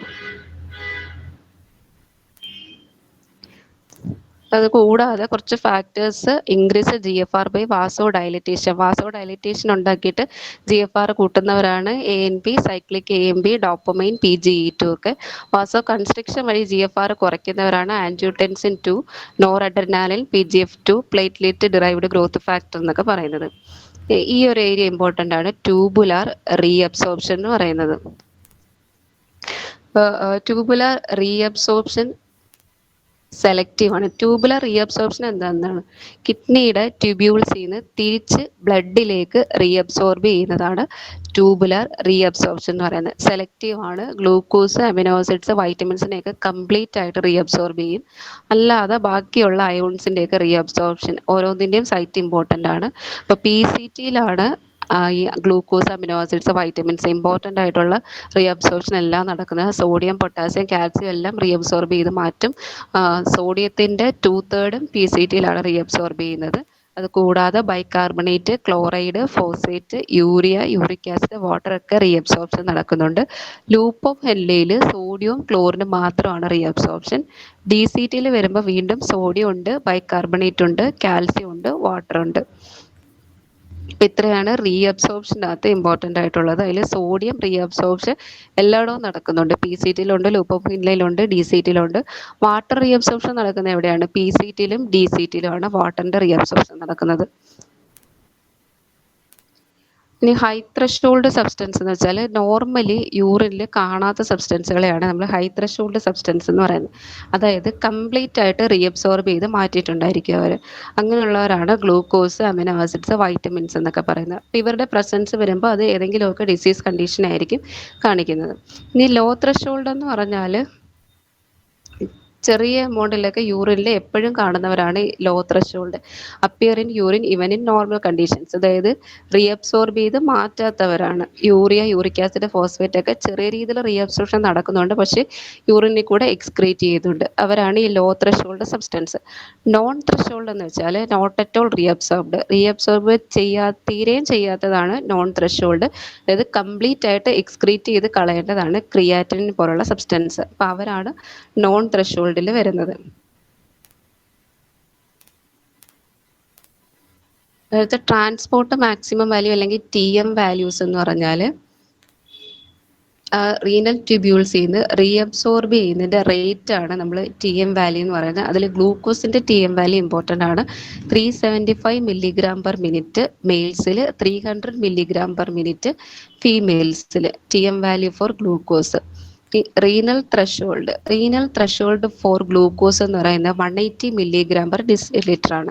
അതായത് ഇപ്പോൾ നമ്മളെ ബ്ലഡിൽ ഗ്ലൂക്കോസിന്റെ കോൺസെൻട്രേഷൻ 180 മില്ലിഗ്രാം പെർ ഡെസിലിറ്ററിൽ താഴെയാണെങ്കിൽ അത് എന്താണ് റീനൽ ട്യൂബ്യൂൾസിലേക്ക് വരുമ്പോൾ മാക്സിമം അതിനെ റീഅബ്സോർബ് ചെയ്ത് മാറ്റും.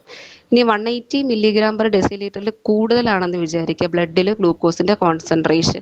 അപ്പോൾ കംപ്ലീറ്റ് ആയിട്ട് അത് റീഅബ്സോർബ് ചെയ്യേണ്ട ആവശ്യമില്ല, നമുക്ക് ഓവറാണ് ആ ഗ്ലൂക്കോസ്, അപ്പോൾ അതിനെ കുറച്ച് എക്സ്ക്രീറ്റ് ചെയ്ത് കളയും. അപ്പോൾ ആ ഒരു ലിമിറ്റിനെയാണ് റീനൽ ത്രഷോൾഡ് എന്ന് പറയുന്നത്. അപ്പോൾ ഗ്ലൂക്കോസിന്റെ റീനൽ ത്രഷോൾഡ് വാല്യൂ ഇമ്പോർട്ടൻ്റ് ആണ്, ടി എം വാല്യൂ ഇമ്പോർട്ടൻ്റ് ആണ്.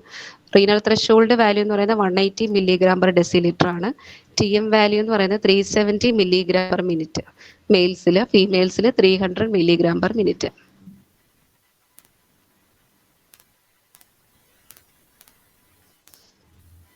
ഇതിന് വാട്ടർ റീഅബ്സോർപ്ഷനിൽ ഡി സി ടിയിലും കളക്ടിംഗ് ഡക്റ്റിലും ഫാക്കൾട്ടേറ്റീവ് റീഅബ്സോർപ്ഷനാണ് നടക്കുന്നത്. അതായത് സാധാരണഗതിയിൽ റീഅബ്സോർബ് ചെയ്യില്ല, പക്ഷേ എനർജി റിക്വയർഡ് പ്രോസസ്സാണ്. In presence of A D എച്ചിൻ്റെ പ്രസൻസിൽ ഡി സി ടിയും കളക്ടിംഗ് ഡക്റ്റും വാട്ടറിന് പെർമിയബിൾ ആവും.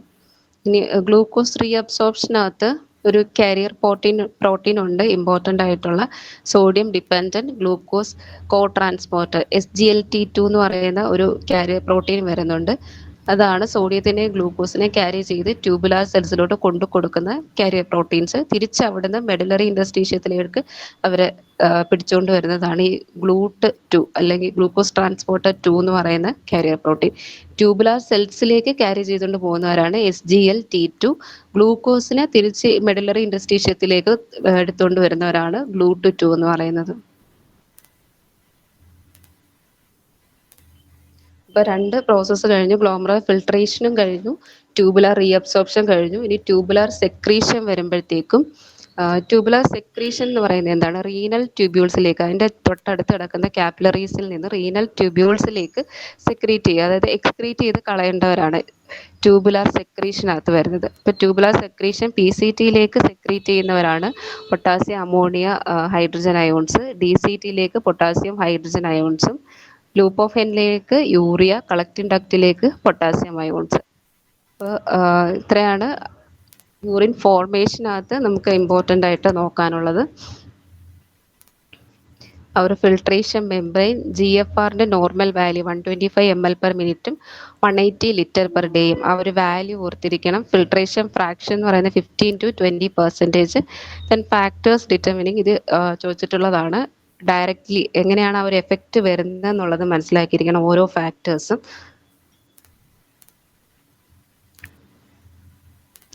പിന്നെ ട്യൂബുലാർ റീഅബ്സോർപ്ഷൻ, ഓരോ ഏരിയയിലും ഏതൊക്കെ അയോൺസ് റീഅബ്സോർബ് ചെയ്യുന്നുണ്ടെന്നുള്ളത്.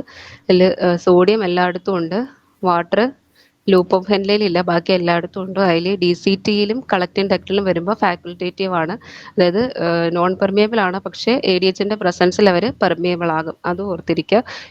യൂറിക് ആസിഡ് ഒക്കെ റീഅബ്സോർബ് ചെയ്യുന്നത് PCTയിലാണ്. ഇമ്പോർട്ടൻ്റ് ആയിട്ടുള്ള glucose, amino acid, vitamins complete ആയിട്ട് റീഅബ്സോർബ് ചെയ്യുന്നവരാണ്, അതൊക്കെ PCTയിലാണ് റീഅബ്സോർബ് ചെയ്യുന്നത്. ദെൻ ഗ്ലൂക്കോസിൻ്റെ TM വാല്യൂ എന്ന് പറയുന്നത് 375 ഇൻ മെയിൽസും 300 ഇൻ ഫീമെയിൽസും. ഗ്ലൂക്കോസിൻ്റെ renal threshold 180 milligram per day, അതായത് 180 മില്ലിഗ്രാമിൽ താഴെയാണ് ഗ്ലൂക്കോസിൻ്റെ അളവ്, കോൺസെൻട്രേഷൻ ഇൻ ബ്ലഡിൽ ഗ്ലൂക്കോസ് കോൺസെൻട്രേഷൻ 180 മില്ലിഗ്രാമിൽ താഴെയാണെങ്കിൽ റീനൽ ട്യൂബ്യൂൾസിലേക്ക് എൻ്റർ ചെയ്യുമ്പോൾ അവരെ കംപ്ലീറ്റ് ആയിട്ട് റീഅബ്സോർബ് ചെയ്യും. പക്ഷേ 180 മില്ലിഗ്രാമിന് മേളിലാണെങ്കിൽ എന്ത് ചെയ്യും? അതിനെ കംപ്ലീറ്റ് ആയിട്ട് റീഅബ്സോർബ് ചെയ്യത്തില്ല, കുറച്ച് എക്സ്ക്രീറ്റ് ചെയ്തും കൂടെ കളയും. ദെൻ കാരിയർ പ്രോട്ടീൻ, സോഡിയം ഗ്ലൂക്കോസും ക്യാരി ചെയ്യുന്ന sodium dependent glucose cotransporter SGLT2, അത് ട്യൂബുലാർ സെൽസിലേക്ക് ക്യാരി ചെയ്യുന്നവരാണ്. തിരിച്ച് അവിടുന്ന് മെഡുലറി ഇൻഡസ്ട്രീഷ്യത്തിലേക്ക് കൊണ്ടുപോകുന്നവരാണ് GLUT2 എന്ന് പറയുന്നത്. പിന്നെ യൂറിൻ കോൺസെൻട്രേഷനകത്ത് ഗ്ലോമറുലർ ഫിൽട്രേറ്റിൻ്റെ ഓസ്മോളാരിറ്റി എന്ന് പറയുന്നത് ഏകദേശം പ്ലാസ്മയുടെ ഓസ്മോളാരിറ്റി തന്നെയാണ്, 300 milli osmol per litre. Filtrate, ആദ്യം ആ ഫിൽട്ടർ ചെയ്ത് കിട്ടുന്ന ഫിൽട്രേറ്റും പ്ലാസ്മയും ഏകദേശം സെയിം ഓസ്മോളാരിറ്റിയാണ്, 300 മില്ലി ഓസ്മോൾ പെർ ലിറ്റർ. പക്ഷേ നമ്മൾ അത് വീണ്ടും കോൺസെൻട്രേറ്റ് ചെയ്ത് യൂറിൻ ഫോം ചെയ്ത് കഴിയുമ്പോൾ, യൂറിൻ്റെ കോൺസെൻട്രേഷൻ കഴിയുമ്പോൾ അതിൻ്റെ ഓസ്മോളാരിറ്റി എന്ന് പറയുന്നത് 1200 മില്ലി ഓസ്മോൾ പെർ ലിറ്റർ ആവും. മാക്സിമം കോൺസെൻട്രേറ്റ് ചെയ്തിട്ടുണ്ട്, വാട്ടർ റിസർവ് ചെയ്തിട്ട് കോൺസെൻട്രേറ്റഡ് ആക്കിയിട്ടാണ് നമ്മൾ യൂറിൻ എക്സ്ക്രീറ്റ് ചെയ്യുന്നത്, 1200 മില്ലി ഓസ്മോൾ പെർ ലിറ്റർ. അപ്പം അതിലങ്ങനെ ഡീറ്റെയിൽ ആയിട്ടൊന്നും നോക്കാനില്ല കോൺസെൻട്രേഷനകത്ത്. അപ്പോൾ ഓരോ പാർട്ടും ഓസ്മോളാരിറ്റി റിലേറ്റ് ചെയ്ത് സെഗ്മെന്റ് ആ ഒരു ഐസോട്ടോണിക് ആണോ എന്താണ് അതിൻ്റെ ഓസ്മോളാരിറ്റി റിലേഷൻ എന്നുള്ളതാണ് കൊടുത്തിരിക്കുന്നത്. ബൊമാൻ ക്യാപ്സ്യൂള് ഐസോട്ടോണിക് ആയിട്ടാണ് വരുന്നത്. PCT ഐസോട്ടോണിക് ആണ്. തിക്ക് ഡിസെൻഡിങ് സെഗ്മെന്റ് ഹൈപ്പർട്ടോണിക് ആണ്. തിൻ ഡിസെൻഡിങ്ങും ഹൈപ്പർട്ടോണിക് ആണ്. തിൻ അസെൻഡിങ്ങും ഹൈപ്പർട്ടോണിക് ആണ്. തിക്ക് അസെൻഡിങ് ഹൈപ്പോട്ടോണിക് ആണ്. DCT ഹൈപ്പർട്ടോണിക് ആണ്. അപ്പം ഇതിനെ ബേസ് ചെയ്തിട്ടായിരിക്കും, അതായത് നമ്മൾ ഓസ്മോളാരിറ്റി കൂടിയെടുത്തുനിന്ന് കുറഞ്ഞിടത്തേക്ക് അതിന് അയോൺസ് മൂവ് ചെയ്യില്ല. വാട്ടറിൻ്റെയും സോഡിയത്തിൻ്റെയും വാട്ടറിൻ്റെയും മൂവ്മെൻ്റ് ഉണ്ടാകും. അപ്പം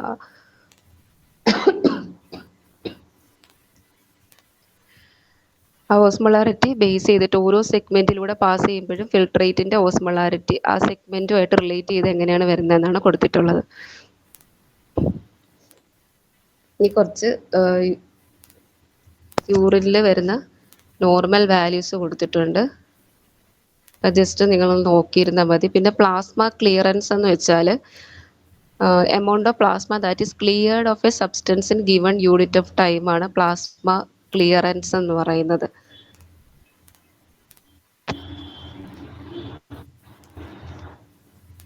ഇതൊരു ടെസ്റ്റാണ്. നമ്മളൊരു സബ്സ്റ്റൻസ് കൊടുത്തിട്ട് അത് പ്ലാസ്മയിൽ നിന്ന് എത്ര ക്ലിയർ ചെയ്ത് മാറുന്നുണ്ട് എന്നുള്ളതാണ് ആ സബ്സ്റ്റൻസിൻ്റെ പ്ലാസ്മ ക്ലിയറൻസ് വാല്യൂ എന്ന് പറയുന്നത്.